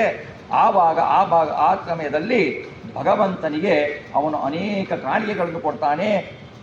ಕೋಟಿ ಸುವರ್ಣ ನಾಣ್ಯವನ್ನು ನೀಡುತ್ತಾನೆ. ಅನುದಾನದ ಹೆಸರಿನಲ್ಲಿ ಮನೆ, ಗೋವು, ಭೂಮಿ, ದಾಸಿ, ವಾಹನ, ಹಾಸಿಗೆ, ಸಿಂಹಾಸನ ಎಲ್ಲವನ್ನೂ ಕೊಡ್ತಾನೆ. ರತ್ನದ ಪಲ್ಲಂಗ, ದಾಸದಾಸಿಯರು, ಆನೆಗಳು, ಕುದುರೆಗಳು ಎಲ್ಲವನ್ನೂ ದಾನ ಮಾಡಬೇಕೆಂದಿದೆ ಶಾಸ್ತ್ರದಲ್ಲಿ. ಆ ಥರ ಇದ್ದವರು ಕೊಡ್ತಾರೆ ಅವರಿಗೆ. ಆವಾಗ ಶ್ರೀನಿವಾಸ ಹೇಳ್ತಾನೆ, ನಾನು ನಿನ್ನ ಕನ್ಯಾದಾನದಿಂದಲೇ ತೃಪ್ತನಾಗಿದ್ದೇನಪ್ಪ, ಇವೆಲ್ಲ ಯಾಕೆ ಬೇಕು? ಈ ಜನ್ಮ ಆದರೂ ಈ ಜನ್ಮದಲ್ಲಿ ಒಂದೇ ಒಂದು ಕನ್ಯಾದಾನ ಬಂದಿದೆ, ಅದನ್ನು ಉತ್ತಮ ರೀತಿಯಲ್ಲಿ ಮಾಡಬೇಕೆಂದಿರುವ ನೀನು ವಿವಾಹ ಕರ್ಮವನ್ನು ಮಾಡಿದ್ದೀಯಾ, ನಿಪುಣನಾಗಿದ್ದೀಯಾ, ಸಣ್ಣ ಉತ್ಸವದಲ್ಲಿಯೇ ಮಹಾದಾನ ಮಾಡುವ ನೀನು ವಿವಾಹದಂತಹ ಉತ್ತಮ ಕಾರ್ಯದಲ್ಲಿ ನೀನು ದಾನ ಪಾಲನೆ ಅಂತ ನಾನು ಹೇಳೋದೇನು? ಆದರೂ ಸಾಲಂಕೃತ ಕನ್ಯಾದಾನ ಮಾಡಬೇಕೆಂದು ವಿಧಿ ಇದೆ. ಯಾಕೆ ಅಂದರೆ ಈಗಿನ ಯಾವುದೇ ದಾನವನ್ನು ಮಾಡಬೇಕಾದರೆ ದಕ್ಷಿಣೆ ಇಲ್ಲದೆ ದಾನ ಮಾಡಿದರೆ ಆಗೋದಿಲ್ಲ, ದಕ್ಷಿಣೆ ಇಲ್ಲದೆ ದಾನ ಮಾಡಿದರೆ ಅದು ಫಲ ಸಿಗುವುದಿಲ್ಲ. ಕನ್ಯಾದಾನವು ಮಹತ್ತರವಾದ ದಾನ. ಕನ್ಯಾದಾನಕ್ಕೆ ದಕ್ಷಿಣೆ ಕೊಡಬೇಕು ಅಂತಲೇ ಇದೆ ಶಾಸ್ತ್ರದಲ್ಲಿ. ಅಂದರೆ ವರದಕ್ಷಿಣೆ ಎಂದರೆ ನಾವು ಕೇಳಿ ಇಸಿಕೊಳ್ಳುವುದಲ್ಲ, ಅವರ ಯೋಗ್ಯತೆಗೆ ಅನುಸಾರವಾಗಿ ಅವರು ಏನು ಕೊಡ್ತಾರೋ ಅದನ್ನು ದಕ್ಷಿಣೆ ಸಹಿತ ಕನ್ಯೆಯನ್ನು ತೆಗೆದುಕೊಳ್ಳಬೇಕಂತ ಹೇಳ್ತು. ದಕ್ಷಿಣೆ ಇಲ್ಲ, ಇದನ್ನೇ ದಕ್ಷಿಣೆ ಅಂತ ತಿಳ್ಕೊಂಬಿಡಿ, ಅವರು ಕೆಲಸ ಮಾಡ್ತಾರೆ ಅದನ್ನೇ ದಕ್ಷಿಣೆ ಅಂತ ತಿಳ್ಕೊಂಬಿಡಿ ಅಂತಂದರೆ ಅಲ್ಲ. ದಾನ ಮಾಡಬೇಕಾದರೆ ಒಂದು ದಕ್ಷಿಣೆಯನ್ನು ಕೊಟ್ಟೇ ದಾನ ಮಾಡಬೇಕು ಅಂತ ಶಾಸ್ತ್ರದಲ್ಲಿ ಇದೆ. ಅದೇ ದಾನದ ಫಲ ಇಲ್ಲ, ಕನ್ಯಾದಾನದ ಫಲ ಇಲ್ಲ, ಯಾವ ದಾನದ ಫಲವೂ ಇಲ್ಲ ದಕ್ಷಿಣೆ ಇಲ್ಲದೆ ಅಂತ ಹೇಳ್ತಾರೆ. ಸಾಲಂಕೃತ ಕನ್ಯಾದಾನ ಮಾಡಬೇಕು ಅಂತ ಇದೆ. ಆಮೇಲೆ ಇವನು ಏನೇನು ಕೊಡ್ತಾನೆ ಅಂತಂದ್ರೆ ಹೇಳ್ತಾರೆ, ಒಂದು ಕಿರೀಟ ಕೊಡ್ತಾನೆ ಭಗವಂತನಿಗೆ. ಅದು ಎಷ್ಟು ಇದೆ ಅಂದರೆ ಶತಭಾರ, 100 ಭಾರ. 1 ಭಾರ ಅಂದರೆ 20 ತೊಲ. 20 ತೊಲ ಅಂದರೆ ಎಷ್ಟಾಯಿತು? 20 ತೊಲ 200 ಗ್ರಾಮ್. 100 ಭಾರ, 100 × 20 × 20 ಅಲ್ವಾ? 20 ತೊಲ ಅಂತಂದ್ರೆ 1 ಭಾರ ಅಂದರೆ 20 ತೊಲ ಅಂತ. 100 ಭಾರ, 100 × 1 ಭಾರ ಅಂತಂದರೆ 1 × 20, 100 ಭಾರ ಅಂದರೆ 2000 ತೊಲ. ಅದನ್ನು ಕೊಡ್ತಾನೆ. ಆಮೇಲೆ ಕರ್ಣಿಕ ಮಕರ ಕುಂಡಲಗಳನ್ನು ಕೊಡ್ತಾನೆ. ಯಾಕೆಂದರೆ ಬರೀ ಕಿರೀಟ ಕೊಟ್ಟರೆ ಆಗಲ್ಲ, ಕಿವಿ ಹಾಕ್ಕೊಳ್ಳೋದು ಕೊಡಬೇಕು. ಕಿರೀಟಗಳನ್ನು ಮಕರ ಕುಂಡಲಗಳನ್ನು ಕೊಡ್ತಾನೆ. ಕಿವಿ ಓಲೆಗಳನ್ನು ದಾನ ಮಾಡ್ತಾನೆ. ಕಾಲಿನ ಗೆಜ್ಜೆ ಕೊಡ್ತಾನೆ. ಕರ್ಣಿಕೆ ಮೌಲ್ಯ ಅರ್ಧದಷ್ಟು ಮೌಲ್ಯ ಬೆಳೆವ ಕಂಠಭೂಷಣವನ್ನು ಕೊಡ್ತಾನೆ. 7 ಚಿನ್ನದ ಪದಕವುಳ್ಳ ರತ್ನಹಾರಗಳನ್ನು ಕೊಡ್ತಾನೆ. ಅವನಿಗೆ ಏನು ಕಡಿಮೆ? ಆಕಾಶರಾಜನಿಗೆ ಭಗವಂತ ಕೊಟ್ಟಿದ್ದಾನೆ. ಕೇಯೂರ, ತೋಳಬಂದಿ ಎಲ್ಲವನ್ನೂ ಕೊಡ್ತಾನೆ. ನಾಗಮುರುಗಿ, ಬಾಹುಪುರಿ, ಅಂಗಲ್ಯಾಭರಣಗಳು, ಉಂಗುರುಗಳನ್ನು ಕೊಡ್ತಾನೆ. ಆಮೇಲೆ ಕೊಟ್ಟು ಬಿಟ್ಟು ಏನು ಮಾಡ್ತಾನೆ, 10 ಉಂಗುರುಗಳನ್ನು ಭಗವಂತನಿಗೆ ಕೊಡ್ತಾನೆ. ನೋಡಿ, 10 ಉಂಗುರ ಯಾರೂ ಹಾಕ್ಕೊಳ್ಳಲ್ಲ ಅಲ್ವಾ? 10 ಉಂಗುರ ನಾವುಗಳೇನು ಹಾಕ್ಕೊಳ್ಳಲ್ಲ. ನಾವು ಹಾಕ್ಕೊಳ್ಳೋದು 3 ಬೆರಳಿಗೆ, 3 ಇಲ್ಲ 2 ಬೆರಳಿಗೆ ಹಾಕ್ಕೊಳ್ಬೇಕು ಅಂತಲೇ ಇರೋದು. ಇದು ಅನಾಮಿಕ ಬೆರಳು. ಇದು ಸಾಮಾನ್ಯ ಏನೋ ದೋಷ ಇದ್ದರೆ ಕೆಲವರು ದೋಷ ಪರಿಹಾರಕ್ಕೆ ಕಿರುಬೆರಳಿಗೆ ಹಾಕ್ಕೊಳ್ತಾರೆ. ಇನ್ನು ಹೆಬ್ಬಟ್ಟಿಗೆ ಯಾರು ಹಾಕ್ಕೊಳ್ಳೋದು ನೋಡಿದ್ದೀರಾ ಉಂಗುರನ? ಇಲ್ಲ, ನಮಗಲ್ಲ ಅದು. ಭಗವಂತ ಅವನು 10 ಬೆರಳಿಗೂ ಹಾಕ್ಕೊಳ್ತಾನೆ ಉಂಗುರನ. 10 ಬೆರಳಿಗೂ ಹಾಕ್ಕೊಳ್ತಾನೆ ಅವನು ಉಂಗುರನ. ಅವನು 10 ಬೆರಳಿಗೂ ಉಂಗುರ ಹಾಕ್ಕೊಳ್ತಾನೆ. ಶ್ರೇಷ್ಠ ವಜ್ರಗಳನ್ನು ಕೊಟ್ಟು ಕಟಿಸೂತ್ರ ಕೊಡ್ತಾರೆ. 60 ಭಾರ ತೂಕವುಳ್ಳ ಭೋಜನದ ಪಾತ್ರೆಯನ್ನು ಕೊಡ್ತಾನೆ ಭಗವಂತನಿಗೆ. 60 ಭಾರ ಅಂದರೆ 60 × 20 ತೊಲ, 60 ಭಾರ ಇರುವ ತಟ್ಟೆಯನ್ನು ಕೊಡ್ತಾನೆ. 64 ರತ್ನಗಂಬಳಿಗಳನ್ನು ಕೊಡ್ತಾನೆ. ನೀರನ್ನು ಕುಡಿಯುವ ಲೋಟಗಳು, ಎಲ್ಲ ಬಂಗಾರದ ಲೋಟಗಳು ಎಲ್ಲವನ್ನೂ ಕೊಡ್ತಾನೆ. ತನ್ನ ಮಗಳನ್ನು ಕನ್ಯಾದಾನದಲ್ಲಿ ಅಷ್ಟು ಕಾಣಿಕೆ ಜೊತೆಗೆ ಅವನು ಅರ್ಪಿಸಿದ್ದಾನೆ. ಅವನಿಗೆ ದೇವರು ಯಥೇಚ್ಛವಾಗಿ ಕೊಟ್ಟಿದ್ದಾನೆ. ಅವನು ದೇವರ ಪರಮ ಭಕ್ತ, ಮುಂದೆ ಸಾಹಿತ್ಯ ಮೋಕ್ಷವನ್ನು ಪಡೆಯುವವನವನು. ಹಾಗಾಗಿ ಭಗವಂತ ಅವನಿಗೆ ಕೊಟ್ಟಿದ್ದನ್ನು ಭಗವಂತನಿಗೆ ಕನ್ಯಾದಾನವನ್ನು ಅರ್ಪಿಸ್ತಾನೆ. ಅಂದರೆ ಅರ್ಪಿಸುತ್ತಿರುವುದೇ ಮಂಗಳೆಯನ್ನು. ಯಾರು? ಲಕ್ಷ್ಮಿ ಅಂದರೆ ಸುವರ್ಣನೆ. ಅವಳು ಬಂದರೆ ಸುಮ್ಮನೆ ಬರಲ್ಲ, ಅವಳು ಎಲ್ಲನೂ ತಗೊಂಡೇ ಬರ್ತಾಳೆ. ಒಂದು ಅಧ್ಯಾತ್ಮದಲ್ಲಿ ವೇದ ಜ್ಞಾನದ ಜೊತೆಗೆ ಬರ್ತಾಳೆ. ಆ ಜ್ಞಾನವನ್ನು ಅವನಿಗೆ ಕೊಟ್ಟಿದ್ದಾಳೆ. ಅವಳ ಮಗಳಂತೆ ಬೆಳೆಸಿದ್ದಾನೆ. ಅವಳ ಮಗಳ ಅಯೋನಿಜಳು ಅವಳು. ಅವಳನ್ನು ಕರೆದುಕೊಂಡು ಬಿಟ್ಟು ಭಗವಂತನಿಗೆ ವಿವಾಹ ಅಂದರೆ ನಮ್ಮೆಲ್ಲರ ಸಂತೋಷಕ್ಕೋಸ್ಕರ, ನಮ್ಮೆಲ್ಲರ ಮಂಗಳಕ್ಕೋಸ್ಕರ ಅವನು ಕಲ್ಯಾಣವನ್ನು ಮಾಡ್ಕೊಳ್ತಾ ಇದ್ದಾನೆ. ಹಾಗಾಗಿ ದಾನವನ್ನು ಕೊಡ್ತಾನೆ. ಆಮೇಲೆ ಬೃಹಸ್ಪತಿಗಳು ಹೇಳ್ತಾರೆ ಹೆಣ್ಣಿನ ಕಡೆ ಪುರೋಹಿತರು, ಅತ್ರಿಗೋತ್ರ ಸಮುದ್ಭೂತಾಂ ಸುವೀರಸ್ಯ ಪಪೌತ್ರಿಕಾಂ ಸುಧರ್ಮಣಸ್ತು ಪೌತ್ರೀಂ ಚ ಪುತ್ರಿಮಾಕಾಶ ಭೂಪತೆ ತಾಮಂಗೀಕುರು ಗೋವಿಂದ ಕನ್ಯಾಂ ಕಮಲಲೋಚನಾಂ ಏವ ಮುಕ್ತೇ ಮಹಾರಾಜ ಮಧ್ಯೆ ರತ್ನಾಂಬರಂ ದದತ್. ಆವಾಗ ಹೇಳ್ತಾನೆ, ಅತ್ರಿಗೋತ್ರದಲ್ಲಿ ಜನಿಸಿರುವ ಸವೀರ ರಾಜನ ಮರಿಮಗಳು. ನೋಡಿ ಹೆಂಗೆ ಹೇಳಬೇಕು ಅಂದರೆ, ಈಗೆಲ್ಲ ಚೇಂಜ್ ಆಗಿಬಿಟ್ಟಿದೆ. ಈಗ ನಾನು ಮದುವೆ ಆಗ್ತಾ ಇದ್ದೀನಿ, ಇವಳಿಗೆ ಮದುವೆ ಆಗ್ತಾ ಇದ್ದೀನಿ, ಬಂದು ಆಶೀರ್ವಾದ ಮಾಡಬೇಕು ಅಷ್ಟೇ. ಅಪ್ಪನೂ ಇಲ್ಲ, ಅಮ್ಮನೂ ಇಲ್ಲ. ಯಾಕಂದರೆ ಅಪ್ಪನ ಅಮ್ಮನೂ ಒಪ್ಪಿಗೆನೂ ಇರಲ್ಲ. ಇನ್ನು ತಾತ ಮುತ್ತಾತನ ಯಾರು ಕೇಳೋರು? ಅವ್ರನ್ನೆಲ್ಲ ಅಪ್ಪನ ಅಮ್ಮನ್ನೇ ವೃದ್ಧಾಶ್ರಮಕ್ಕೆ ಬಿಡೋಕ್ಕಲ್ಲ. ಈಗ ತಾತ ಮುತ್ತಾತಗಳನ್ನ ಯಾರು ಇಟ್ಕೊಂಡಿರ್ತಾರೆ? ಹಾಗಾಗಿ ಆಗ ಹೇಳ್ತಾರೆ, ಅತ್ರಿಗೋತ್ರೋತ್ಸವ ಸವೀರ ರಾಜನ ಮರಿಮಗಳು, ಸುಧರ್ಮನ ಮೊಮ್ಮಗಳು, ಆಕಾಶ ರಾಜನೆನಿಸಿದ ನನ್ನ ಪುತ್ರಿಯಾಗಿರುವ ಈ ಪದ್ಮಾವತಿ ಎಂಬ ಅಲಂಕೃತ ಕನ್ಯೆಗೆ ನಿಮಗೆ ಕನ್ಯಾದಾನಕ್ಕೆ ಕೊಡುತ್ತಿದ್ದೇನೆ, ಇದನ್ನು ಸ್ವೀಕರಿಸಿ ಉದ್ಧರಿಸು ಅಂತಂದಾಗ ಆವಾಗ ಪ್ರವರಾದಿಗಳನ್ನು 3 ಬಾರಿ ಹೇಳ್ತಾರೆ. ಪದ್ಮಾವತಿಯ ಬಲಗೈಯನ್ನು ಶ್ರೀನಿವಾಸನ ಬಲಗೈಯಲ್ಲಿ ಇಟ್ಟು ಕಲಶೋದಕ ಧಾರಿಯನ್ನು ಅವಿಚ್ಛಿನ್ನವಾಗಿ ಸೇಚನೆ ಮಾಡುತ್ತಾ ಮನಸ್ಸಿನಲ್ಲಿ ಪ್ರಜಾಪತಿ ಪ್ರೀತಿಯಾಗಲಿ ಎಂದು ಸ್ಮರಿಸುತ್ತಾ ಹೇಳ್ತಾನೆ, ಶ್ರೀನಿವಾಸನೇ, ಧರ್ಮ ಅರ್ಥ ಕಾಮಗಳಲ್ಲಿ ಪದ್ಮಾವತಿಯ ಮಾತನ್ನು ಮೀರಬಾರದು. ಧರ್ಮ ಅರ್ಥ ಕಾಮಗಳಲ್ಲಿ ಇದನ್ನು ನಮಗೆ ಹೇಳಿದರೆ ಸರಿ, ಅವ್ರ ಮಾತು ಮೀರಬಾರ್ದು ಅಂತ. ಇವನ ಮಾತು ಅವಳು ಮೀರಂಗಿಲ್ಲ, ಅವಳ ಮಾತು ಇವನು ಮೀರ್ತಾನ? ಇವಳ ಮಾತನ್ನು ಅವನು ಮೀರೋ ಹಾಗಿಲ್ಲ ಅಂತಂದರೆ ಅದು ಹೆಂಗಾಗತ್ತೆ? ಭಗವಂತನ ಇಚ್ಛೆಗೆ ಅನುಸಾರವಾಗಿ ಅವಳು ನಡೀತಾಳೆ. ಭಗವಂತ ಏನು ಲೀಲೆ ಮಾಡ್ತಾನೋ ಅದೇ ಪ್ರಕಾರ ಅವಳು ಲೀಲೆ ಮಾಡ್ತಾಳೆ. ಭಗವಂತನ ಇಚ್ಛೆ ಇಲ್ಲದೆ ಲಕ್ಷ್ಮೀದೇವಿ ಏನು ಮಾಡಲಿಕ್ಕಾಗಲ್ಲ. ಇದನ್ನು ತೋರಿಸ್ಕೊಡೋದು, ಮದುವೆ ಯಾವ ಥರ ನಡಿಬೇಕು ಅಂತ ತೋರಿಸ್ಕೊಡ್ತಾರೆ. ಹಾಗಾಗಿ ಇವಳನ್ನು ನಾನು 10 ವರ್ಷ ಪಾಲಿಸಿ ಬೆಳೆಸಿದ್ದೇನೆ, ನಿನಗೆ ಕೊಡ್ತಾ ಇದ್ದೇನೆ, ನಿನ್ನ ವಂಶವನ್ನು ಬೆಳಗುತ್ತಾಳೆ ಇವಳನ್ನು ಕನ್ಯಾದಾನದಲ್ಲಿ ಸ್ವೀಕರಿಸು ಎಂದಾಗ ಧರಣಿದೇವಿಯೊಂದಿಗೆ ಕನ್ಯಾದಾನ ಪರಾಯಣನಾಗಿ ಸಂತೋಷಪಟ್ಟು ಅವನ ಪದ್ಮಾವತಿಯನ್ನು ನಿನಗೆ ನೀಡುತ್ತಿದ್ದೇನೆ ಎಂದು ಕೇಳಿದಾಗ ವರ್ಣ ಕಡೆಯ ಪುರೋಹಿತರಾದ ಭಾರದ್ವಾಜರು ಹೇಳ್ತಾರೆ, ನಿನ್ನ ಪುತ್ರಿಯಾದ ಈ ಪದ್ಮಾವತಿಯನ್ನು ಯಯಾತಿರಾಜನ ಪ್ರಪ್ರೌತ್ರ, ಶೂರಸೇನನ ಪೌತ್ರ, ವಸುದೇವನ ಪುತ್ರ ಆಗಿರುವ ವಶಿಷ್ಠ ಗೋತ್ರೋತ್ಪನ್ನ ಶ್ರೀನಿವಾಸನೆಂಬ ಸುಗೃಹೀತ ನಾಮಧೇಯವುಳ್ಳ ನಾನು ನಿನ್ನಿಂದ ಕನ್ಯಾದಾನದಲ್ಲಿ ಕೊಡುತ್ತಿರುವ ಈ ಕನ್ಯೆಯನ್ನು ಸ್ವೀಕರಿಸುತ್ತೇನೆ ಅಂತ ಹೇಳಿಬಿಟ್ಟು ಅವನು ಸ್ವೀಕರಿಸ್ತಾನೆ. ಆಮೇಲೆ ಸ್ವೀಕರಿಸತ್ಲು ಕನ್ಯಾದಾನದ ಮೇಲೆ ಅನುದಾನಗಳು ನಡೀತವೆ. ಅನುದಾನದ ನಂತರ ಅಕ್ಷತಾರೋಪಣ ನಡೆಯುತ್ತೆ. ಶ್ರೀನಿವಾಸನ ಪುಷ್ಪವನ್ನು ತೆಗೆದುಕೊಂಡು ತನ್ನ ಕ್ಷೀರ ತುಪ್ಪದಲ್ಲಿ ಅದ್ದಿ ಪದ್ಮಾವತಿಯ ಹಣೆಯ ಮೇಲೆ ತಿಲಕವನ್ನು ಇಡ್ತಾನೆ. ಅದೇ ರೀತಿ ಪದ್ಮಾವತಿಯು ಶ್ರೀನಿವಾಸನ ಹಣೆಗೆ ತಿಲಕವನ್ನು ಇಡ್ತಾಳೆ.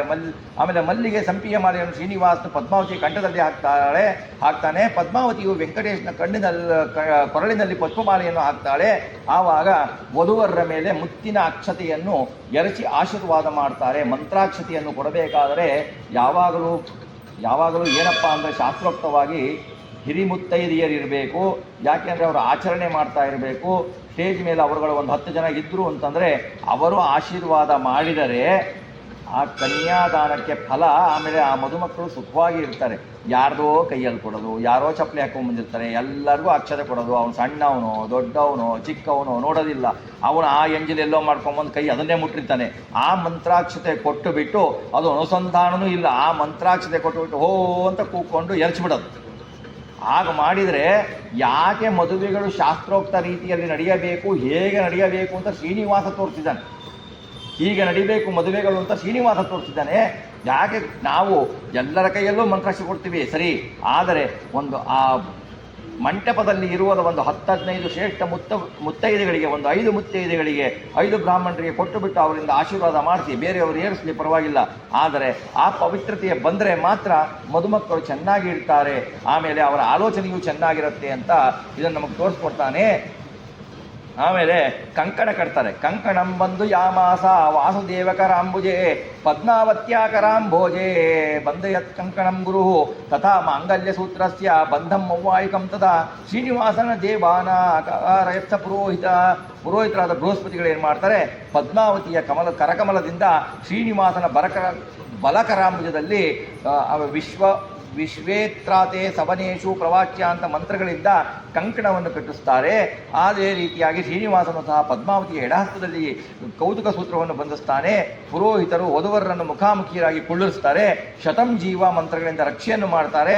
ಹಾಗೆ ಪತ್ನಿ ಸಮೇತನಾದ ಆಕಾಶರಾಜನು ವೃದ್ಧ ಸುಮಂಗಲಿಯರು ಅಕ್ಷತೆಯನ್ನು ವಧುವರರ ಮೇಲೆ ಹಾಕ್ತಾರೆ. ಆಮೇಲೆ ಸಾವಿತ್ರೀವ ಚ ಕಲ್ಯಾಣಿ ಬಹುಪುತ್ರವತಿ ಭವ ಸರ್ವಲೋಕಸ್ಯ ಜನನಿ ಭವಮಂಗಲದಾಯಿನಿ ಇತ್ತಂ ಸುಮಂಗಲಿ ಸ್ತ್ರಾಯು ಗಾಯಂತಿ ಸುಭಾವ. ಆಮೇಲೆ ಹೇಳ್ತಾರೆ, ಸಕಲ ಮಂಗಳವನ್ನು ನೀಡುವವಳಾಗು ನೀನು ಅಂತ ಆಶೀರ್ವಾದ ಮಾಡ್ತಾರೆ. ಬ್ರಾಹ್ಮಣಾನಾಂ ಕರಸ್ಪರ್ಶ ರಾಜ್ಯಸ್ವಾಪಿ ಮಹಾತ್ಮನಃ ಮಾಂಗಲ್ಯ ತಂತು ನಾನೇನ ಜಗಜ್ಜೀವನ ಹೇತುನಾ ಅಂತ ಹೇಳಿಬಿಟ್ಟು ಕಂಠೆ ಬದ್ನಾಮಿ ಸುಬಗೆ ಚಿರಂಜೀವಿನ ಮಯಾ ಸಹ ಮಂತ್ರೇಣಾನೇನ ಗೋವಿಂದ ಕಂಠೆ ತಸ್ಯ ಬಬಂಧ ಚ ಮಾಂಗಲ್ಯ ತಂತು ನಾನೇನ ಜಗಜ್ಜೀವನ ಹೇತುನ ಅಂತಾನೆ. ನಾವು ಮಮ ಜೀವನ ಹೇತುನ ಅಂತೀವಿ, ನಾವು ನಮಗೆ ಅಂತ ಹೇಳ್ತೀವಿ. ಭಗವಂತ ಮಾಂಗಲ್ಯವನ್ನು ಕಟ್ಟುವುದು ಯಾಕೆ ಅಂದರೆ ಆ ದಂಪತಿಗಳಿಗೆ ನಿತ್ಯ ಇದೆ, ಅದು ವಿಯೋಗ ಇಲ್ಲ ಅವರಿಗೆ. ಅವರಿಗೆ ಮಂಗಳಸೂತ್ರವನ್ನು ಕಟ್ಟಬೇಕು. ಯಾಕೆ ಅಂತಂದರೆ ನಮ್ಮಗಳ ಕಲ್ಯಾಣಕ್ಕಾಗಿ ಕಟ್ಟಬೇಕು. ಅವನು ಕಟ್ಟಿದರೆ ಅವರಿಗೆ ಜಗಜ್ಜೀವನ ಹೇತುನ, ಪ್ರಪಂಚದಲ್ಲಿ ಬ್ರಹ್ಮಾಂಡದಲ್ಲಿರುವ ಎಲ್ಲ ಜೀವಿಗಳ ಸುಖಕ್ಕೋಸ್ಕರ ಅವನು ಕಟ್ತಾನೆ. ಆ ಮಂಗಳವನ್ನು ಕಟ್ತಾನೆ. ಅದರ ಮುಂಚೆ ಆ ಮಂಗಳ ಸೂತ್ರವನ್ನು ಎಲ್ಲ ಕಡೆಗೂ ಮುಟ್ಟಿಸಿಕೊಂಡು ಬರ್ತಾರೆ. ಮುಟ್ಟಬೇಕು ಅಂದರೆ ಅದೇ ಹೇಳಿದೆ, ಹಿರಿಯ ಮುತ್ತೈದೆಯರು ಮುಟ್ಟಬೇಕು, ಬ್ರಾಹ್ಮಣೋತ್ತಮರು ಮುಟ್ಟಬೇಕು. ಯಾರ್ಯಾರೋ ಮುಟ್ಟಿಸ್ಕೊಂಡ್ಬಂದು ಮಾಡೋದು ಅಲ್ಲ, ಅದು ಪದ್ಧತಿ ಅಲ್ಲ. ಈಗೆಲ್ಲ ಅದು ಬಂದುಬಿಟ್ಟಿದೆ. ಯಾಕೆಂದರೆ ಎಲ್ಲ ಫೋಟೋಕ್ಕೋಸ್ಕರ ಮದುವೆ ಆಗೋಗಿದೆ. ಈಗ ಅವನು ಫೋಟೋ ತೆಗಿತೀನಿ ಅಂತಂದರೆ ಬೇಕಾದ್ರೆ ಇನ್ನೊಂದು ಕಟ್ಟಿಬಿಡ್ತಾರೆ. ಹಾಗಿರುತ್ತೆ. ಹಾಗೆ ಆ ಮದುವೆಯನ್ನು ಮಾಡಬೇಕಾದ್ರೆ ಆ ಮಂಗಳಸೂತ್ರಕ್ಕೆ ಮಹಿಮೆ ಬರಬೇಕು ಅಂದರೆ ಅವರು ಮಂತ್ರವನ್ನು ಹೇಳಿರ್ತಾರೆ. ಆ ಮಂತ್ರಪುರಸ್ಪರವಾಗಿ ಶುದ್ಧವಾದ ವ್ಯಕ್ತಿಯ ಜೊತೆಗೆ, ಶುದ್ಧವಾದ ಮುತ್ತೈದೆಯರ ಜೊತೆಗೆ ಕಟ್ಟಿಸಿದರೆ ಅವರು ಸುಖವಾಗಿ ಬಾಳ್ತಾರೆ. ನಮ್ಮ ಮದುವೆಗಳು ಇದರಲ್ಲಿ ಏನಿದೆ ಅಂದರೆ, ಈಗ ಎಲ್ಲ ಸಾಮಾನ್ಯ ಸುಮಾರು ಮದುವೆಗಳು ವಿಚ್ಛೇದಗಳಾಗ್ತವೆ. ಮದುವೆಯಾಗಿ ಸ್ವಲ್ಪ ಹೊತ್ತರಲ್ಲೇ ಜಗಳಗಳಾಗ್ತವೆ. ಯಾಕೆಂದರೆ ಯಾವುದೂ ಶಾಸ್ತ್ರೋಕ್ತವಾಗಿ ನಡೆಯಲ್ಲ. ಅವನಲ್ಲಿ ಲಕ್ಷ್ಮೀ ಸನ್ನಿಧಾನ ಇರಬೇಕು, ಇವರಲ್ಲಿ ಶ್ರೀನಿವಾಸನ ಸನ್ನಿಧಾನ ಇರಬೇಕು ಅನ್ನೋದಿರಬೇಕು. ಆ ಶ್ರೀನಿವಾಸನ ಸನ್ನಿಧಾನ ಇವನಲ್ಲಿ ಇರುತ್ತೋ ಇಲ್ಲ, ಇವನು ಅದೇ ರೀತಿ ಇರಲ್ಲ. ಆ ಲಕ್ಷ್ಮೀ ಸನ್ನಿಧಾನವೂ ಇರಲ್ಲ. ಯಾಕೆಂದರೆ ಲಕ್ಷ್ಮೀ ಸನ್ನಿಧಾನ ಹಸೆಮಣಿಗೆ ಬರೆಯೋ ಮೊದಲು ಅವರು ಯಾರ್ದೋ ಜೊತೆಗೆ ಎಲ್ಲ ಮೇಕಪ್ ಮಾಡಿಸ್ಕೊಂಡು ಬಂದುಬಿಟ್ಟಿರ್ತಾರೆ, ಫುಲ್ಲಾಗಿ ಮಾಡಿಸ್ಕೊಂಡು ಬರ್ತಾರೆ. ಹಾಗಾಗಿ ಅವರಿಗೆ ತನ್ನಲ್ಲಿ ಲಕ್ಷ್ಮಿ ಸನ್ನಿಹಿತಳಾಗಿದ್ದಾಳೆ ಅನ್ನೋ ಜ್ಞಾನ ಇರಲ್ಲ. ಲಕ್ಷ್ಮಿ ನಮ್ಮ ಮೂಲಕ ನಮ್ಮಲ್ಲಿರುವ ಲಕ್ಷ್ಮೀ ವೆಂಕಟೇಶ್ವರರ ಕಲ್ಯಾಣ ಅನ್ನೋ ಜ್ಞಾನ ಇರಲ್ಲ. ಇದು ಇಲ್ಲದಾಗ ಲಕ್ಷ್ಮೀ ವೆಂಕಟೇಶ್ವರನ ಅನುಗ್ರಹ ಹೇಗೆ ಬರುತ್ತೆ? ಒಂದೊಂದು ನಾವು ಮಾಡುವುದನ್ನು ನೋಡಿದರೆ, ಮದುವೆಯನ್ನು ನೋಡಿದರೆ ಎಲ್ಲ ಇತ್ತೀಚಿನ ಮದುವೆಗಳಂತೂ ಎಲ್ಲಾನೂ ಶಾಸ್ತ್ರದಲ್ಲಿ 1% ಮದುವೆಗಳಿಲ್ಲ. ಹಾಗಾಗಿ ಮದುವೆ ಆದ ತಕ್ಷಣ ಡೈವರ್ಸ್ ಆಗಿದೆ. ಎಲ್ಲ ಫೋಟೋ ಶೂಟಿಂಗ್ಗಳೇ ಆಗೋದು. ಯಾವುದೂ ಮದುವೆಗಳು ಶಾಸ್ತ್ರೋಕ್ತವಾಗಿ ಆಗಲ್ಲ. ಹಾಗಾಗಿ ಆಗೋದಿರುತ್ತೆ, ಭಾಳ ಕಡಿಮೆ ಆಗೋದು. ಹಾಗಾಗಿ ಏನಾಗುತ್ತೆ, ಎಲ್ಲ ತೋರಿಕೆಗೋಸ್ಕರ ಮಾಡ್ತಾರೆ. ವಧುಗಳು ವಧುವರರು ಚೆನ್ನಾಗಿರಬೇಕು. ಅವರಿಗೂ ಇಲ್ಲ, ಅವರೂ ಎತ್ಲಾಗೋ ಮನಸ್ಸಿರುತ್ತೆ, ಎಲ್ಲೋ ನೋಡ್ತಾ ಇರ್ತಾರೆ. ಆ ಪುರೋಹಿತರು ಅವ್ರ ಪಾಡಿಗೆ ಅವ್ರ ಮಂತ್ರ ಹೇಳ್ಕೊಂಡು ಹೋಗ್ತಾ ಇರ್ತಾರೆ. ಹಾಗಾಗ್ತಾ ಇರುತ್ತೆ. ಹಾಗಾಗಿ ಮದುವೆ ಹೇಗೆ ಆಗಬೇಕು ಅನ್ನುವುದನ್ನು ಭಗವಂತ ತನ್ನ ಮದುವೆ ಮಾಡಿ ತೋರಿಸ್ತಾನೆ ಭಗವಂತ. ಹಾಗಾಗಿ ಮಂಗಲ್ಯ ಬಂಧನ ಏನು ಮಾಡ್ತಾರೆ ಅಂತಂದರೆ ಪದ್ಮಾವತಿಯ ಕಂಠದಲ್ಲಿ ಕಟ್ತಾನೆ. ಅನಂತರ ಶ್ರೀನಿವಾಸ ಚತುರ್ವಿಧ ಆಭರಣದ ಪದ್ಮಾವತಿಯನ್ನು ಮಂತ್ರಗಳನ್ನು ಹೇಳಿ ಅಲಂಕರಿಸ್ತಾನೆ. ವಧುವರರ ವಸ್ತ್ರ ಪ್ರಾಂತ್ಯದಲ್ಲಿ 5 ಅಖಂಡವಾದ ಅಡಿಕೆಗಳನ್ನು ಸುವರ್ಣ ಸಹಿತವಾಗಿ ಬೃಹಸ್ಪತ್ಯಾಚಾರ ಕಟ್ತಾರೆ. ಆಮೇಲೆ ಶ್ರೀನಿವಾಸ ಪದ್ಮಾವತಿಯನ್ನು ಕೂಡಿಸಿ ಆಚಮನ ಪ್ರಾಣಾಯಾಮ ಮಾಡಿಸ್ಬಿಟ್ಟು ದೇಶಕಾಲದಲ್ಲಿ ಒಂದು ಸಸಿ ಹೇಳ್ತಾರೆ, ಮಮ ಸಹಧರ್ಮಿಣೇ ಸಂಬಂಧ ಸಂಪಾದನೀಯ ಔಪಾಸನ ಅಗ್ನಿ ಪರಿಗ್ರಹಾರ್ಥಂ ವಿವಾಹ ಹೋಮಾಕ್ಯಂ ಕರ್ಮ ಕರಿಷ್ಯೆ ಅಂತ ಹೇಳಿಬಿಟ್ಟು ಲಾಜಾ ಹೋಮ ಮಾಡಿಸ್ತಾರೆ. ಅವರು ತಮ್ಮ ವಸುಧಾನವನ್ನು ಕರೆದುಕೊಂಡುಬಿಟ್ಟು ಲಾಜಾ ಹೋಮವನ್ನು ಮಾಡಿಸ್ತಾರೆ. ತುಂಬಿಸಿದ ಅರಳಿನಿಂದ ಭಾರ್ಯತ್ವ ಪ್ರಾಪ್ತಿಗಾಗಿ ಶ್ರೀನಿವಾಸನ ಮೂಲಕ ಲಾಜಾ ಹೋಮ ಮಾಡಿಸ್ತಾರೆ. ಇದು ಯಾಕೆ ಲಾಜಾ ಹೋಮ ಮಾಡುತ್ತಾರೆ? ಭಾರ್ಯತ್ವ ಪ್ರಾಪ್ತಿಗೋಸ್ಕರನೇ ಮಾಡಿಸ್ತಾರೆ. ಈ ವಿವಾಹ ಮಂಗಳದಲ್ಲಿ ಪರಮಾನಂದ ಭರಿತನಾಗ್ತಾನೆ ಆಕಾಶರಾಜ. ಋಷಿಮುನಿಗಳಿಗೆ ಬ್ರಾಹ್ಮಣರಿಂದ ತಾಂಬೂಲ ದಕ್ಷಿಣೆಗಳನ್ನು ಕೊಡಿಸ್ತಾನೆ. 1000 ಗೋವುಗಳನ್ನು ದಾನ ಮಾಡ್ತಾನೆ. 1000 ಕುದುರೆಗಳನ್ನು ದಾನ ಮಾಡ್ತಾನೆ. ವಸ್ತ್ರದ ರಾಶಿಗಳನ್ನು ದಾನ ಮಾಡ್ತಾನೆ. ಏವಂ ಮಹೋತ್ಸವಸ್ತತ್ರ ಸಮಭೂತ್ ದಶಮೀ ದಿನೇ ರತ್ನಪೀಠೆ ಪ್ರತಿಷ್ಠಾಪ್ಯ ಭೋಜನಾರ್ಥಂ ವೃಷಾಕಪಿಂ ಪದ್ಮಾವತ್ಯಾಚ ಸಹಿತಂ ಭೋಜಮಾವಾಸವೈತತಃ ಪರಿವೇಶಂ ತತಶ್ಚಕ್ರು ಸರ್ವೇಶಾಮಕ ಪೃಥಕ್ ಪೃಥಕ್. ವಿವಾಹಾಂಗ ದಾನ ಮುಗಿದ ಮೇಲೆ ಅಕ್ಕಿ 7 ರಾಶಿಯ ಮೇಲೆ ಸಪ್ತಪದಿಯನ್ನು ತುಳಿಸ್ತಾರೆ. ವಸ್ತ್ರದ ಪ್ರಾಂತದ ಗಂಟನ್ನು ಬಿಚ್ಚಿ ತನ್ನ ಪತ್ನಿಯೊಂದಿಗೆ ಅರಂಧತಿ ಸಪ್ತ ಋಷಿಗಳನ್ನು ಶ್ರೀನಿವಾಸನನ್ನು ನೋಡ್ತಾನೆ. ಶ್ರೀನಿವಾಸ ಪದ್ಮಾವತಿಯ ವಿವಾಹೋತ್ಸವವು ದಶಮಿ ದಿನದಂದು ಬಹು ವೈಭವ ಸಂಭ್ರಮಗಳಿಂದ ನೆರವೇರುತ್ತೆ. ಆಕಾಶರಾಜ ಹರಿಯಾಮಗಳನ್ನು ಹರಿಭೂಮ ಪೀಠಗಳಲ್ಲಿ ಕೂಡಿಸಿ ಭೋಜನ ಮಾಡಿಸ್ತಾನೆ. ಹರಿಭೂಮ ಪೀಠಕ್ಕೆ ಭಾಳ ಭಕ್ಷ್ಯಗಳು ಇರ್ತವೆ. ಅವರು ಆಕಾಶರಾಜನಿಗೆ ಕೇಳಬೇಕಾ, ಎಲ್ಲ ಪಾಯಸ, ಚಿತ್ರಾನ್ನ, ತವ್ವೆ, ಸಾರು, ಹುಳಿ ಎಲ್ಲವನ್ನೂ ಹಾಕ್ತಾನೆ. ಶ್ರೀನಿವಾಸನ ಪುರೋಹಿತ ತಾಯಿ ಬಕುಲಾಮಾಲೆ ಲಕ್ಷ್ಮೀದೇವಿ ಬ್ರಹ್ಮನಿಂದ ಕೂಡಿಕೊಂಡು ಭೋಜನವನ್ನು ಮಾಡ್ತಾರೆ. ಆಕಾಶರಾಜನು ಸಹ ಬಕುಲಮಾಲಿಕೆ ಹಾಗೂ ಲಕ್ಷ್ಮಿಯಿಂದ ಕೂತ್ಕೊಂಡು ಧರಣಿದೇವಿಗಳ ಕೂಡಿ ಶ್ರೀನಿವಾಸನ ಸನ್ನಿಧಿಯಲ್ಲಿ ಭುಂಜಿಸ್ತಾನೆ. ನೋಡಿ, ಇವರೆಲ್ಲ ಕುತ್ಕೊಂಡು ಬಿಟ್ಟು ಭೂಮದ ಊಟವನ್ನು ಮಾಡ್ತಾರೆ. ಭೂಮದ ಊಟವನ್ನು ಮಾಡಿದ ಮೇಲೆ ಈಗೆಲ್ಲ ಏನಂತಂದರೆ ಈಗೆಲ್ಲ ಅದೊಂದು ವಿಚಿತ್ರಗಳು ನಡೆದು ಹೋಗ್ಬಿಟ್ಟಿದ್ದಾವೆ. ಮದುವೆಗಳಲ್ಲಿ ಅವರು ಭೂಮದ ಊಟವನ್ನು ಶಾಸ್ತ್ರೋಕ್ತವಾಗಿ ಮಾಡ್ತಾರೆ. ಮಾಡಿದ ಮೇಲೆ ಶ್ರೀನಿವಾಸ ಲಕ್ಷ್ಮೀ ಪದ್ಮಾವತಿ ಮಲಗ್ತಾನೆ. ಶುದ್ಧ ದಶಮಿ, ಅವತ್ತೇ 2 ದಶಮಿ ಬಂದಿರುತ್ತೆ. ಅವತ್ತೇ ಶುದ್ಧ ದಶಮಿ, ನೆಕ್ಸ್ಟ್ ವಿದ್ಧ ದಶಮಿ ಇರುತ್ತೆ. ಶ್ರೀನಿವಾಸನ ಕಲ್ಯಾಣದ ಮುಂದಿನ ದಿವಸನೂ ದಶಮಿನೇ ಇರುತ್ತೆ, ವಿದ್ಧ ದಶಮಿ ಇರುತ್ತೆ. ಮಾರನೇ ದಿನ ಅತಿರಿಕ್ತ ದಶಮಿ. ಶ್ರೀನಿವಾಸ ಸುವಾಸನೆಯನ್ನು ಎಬ್ಬಿಸಿ ಸುಗಂಧ ತೈಲಗಳಿಂದ ಮಂಗಳವಾದ ಸ್ನಾನವನ್ನು ಮಾಡಿಸ್ತಾರೆ.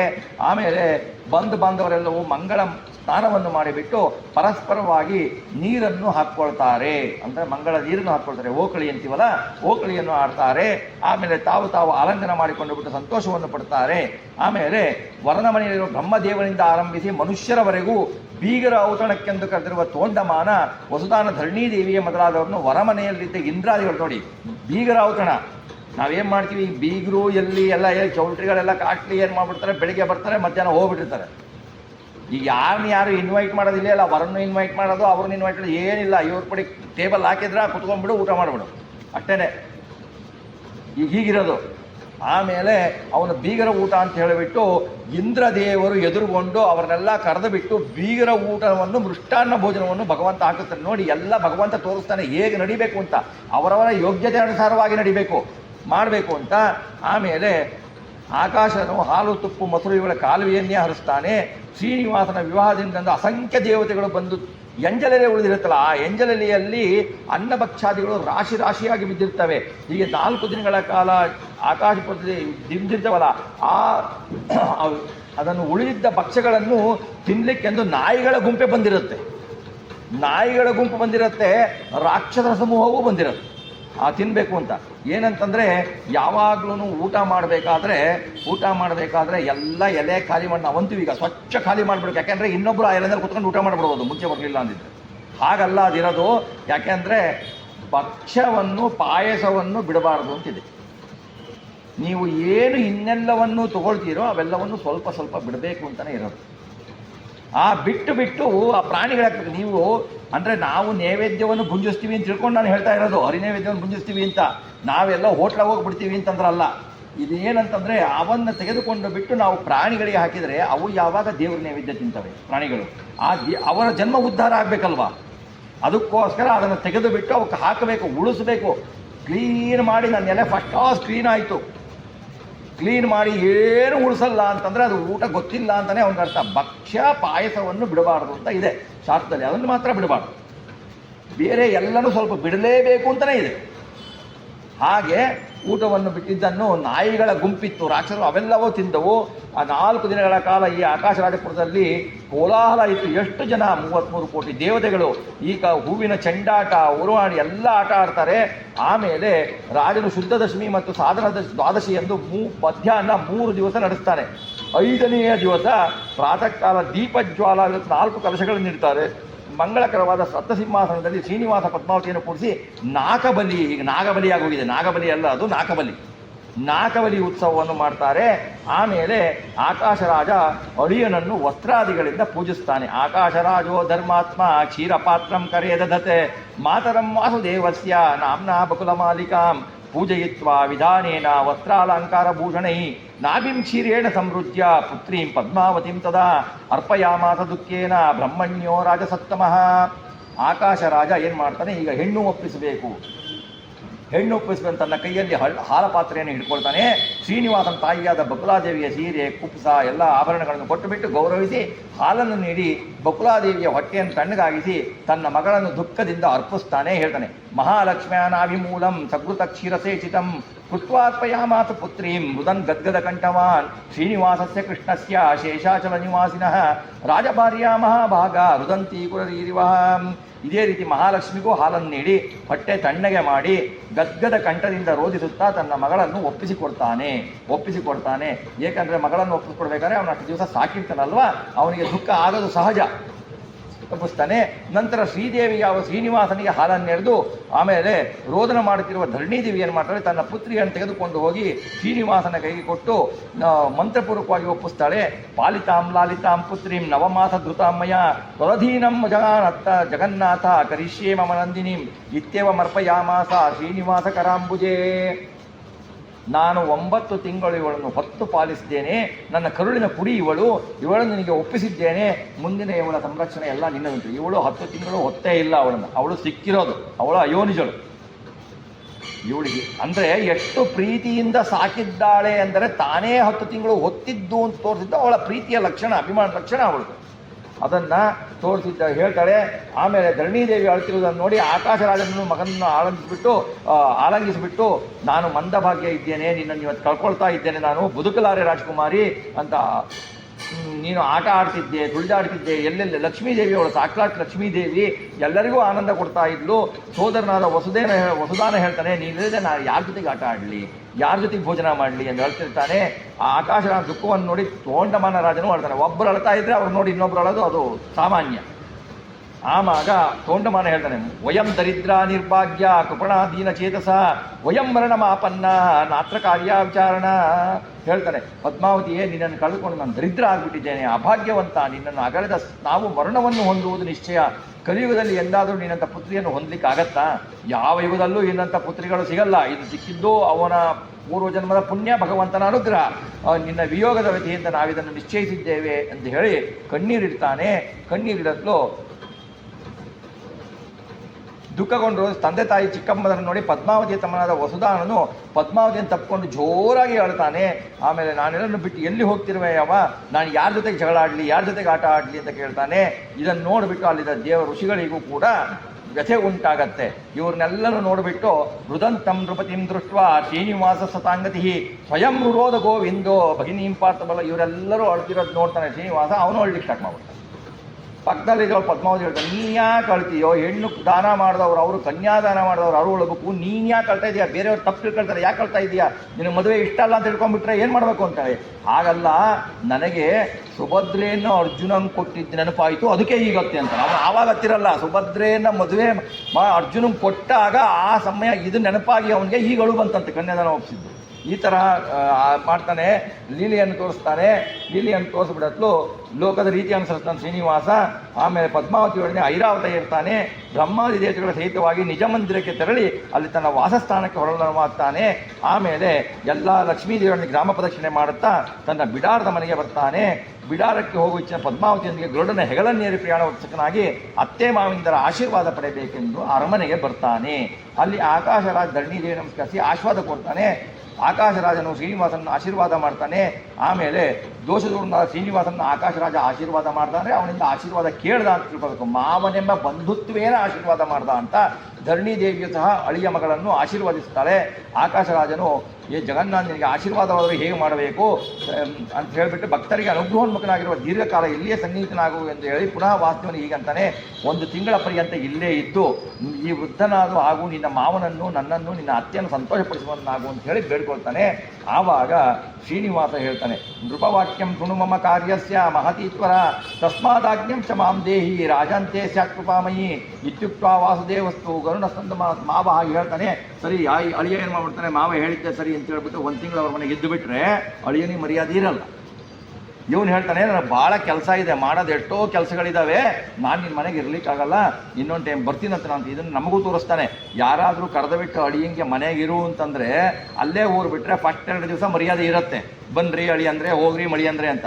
ಇನ್ನು 5ನೇ ದಿವಸ ಅಲ್ಲಿ ಕೂತಿದಾರಲ್ಲ, ಅಲ್ಲೇ ಅವ್ರಿಗೆ ಕಾಫಿ ಕೊಡು, ಅಲ್ಲೇ ಅವ್ರಿಗೆ ತಿಂಡಿ ಕೊಡು ಅಂತ ಬರುತ್ತೆ. 6ನೇ ದಿವಸ ಇವ್ರು ಹೋಗ್ತೀನಿ ಅಂತಾರೆ, ಹೋಗ್ತೀರಾ ಹೋಗಿ ಅಂತ ಬರುತ್ತೆ. ಹಾಗಾಗಿ ಶ್ರೀನಿವಾಸ ತೋರಿಸ್ತಾನೆ, ಯಾರೇ ಕರೆದು ಮನೆಯಲ್ಲಿರು ಅಂದ್ರೂ ನೀವು ಕೆಲಸ ಇದೆ ಅಂತ ತಪ್ಪಿಸ್ಕೊಳ್ಬೇಕು ಹೊರತು ಹೋಗ್ಬೇಕು ಹೊರತು ಕರೆದ ತಕ್ಷಣ ಮನೆಯಲ್ಲಿ ಕುತ್ಕೊಳ್ತೀನಿ ಅಂತಂದರೆ ಅದು ಮರ್ಯಾದೆಗೆ ಸಲ್ಲ. ಅದು ಅಳಿಯ ಮಾವನ ಮನೆಯಲ್ಲಿ ಇದ್ದಾರೆ, ಅದರ ಅಳಿಯನ ಮರ್ಯಾದೆಗೆ ಸಲ್ಲ ಅಂತ. ಈಗೇನಿಲ್ಲ, ದುಡ್ಡಿದ್ರೆ ಮಾವನ ಮನೆಯಲ್ಲೇ ಬೇಕಾದ್ರೆ ಇದ್ಬಿಡ್ತಾರೆ, ಅದೇನು ತೊಂದರೆ ಇಲ್ಲ ಈಗ.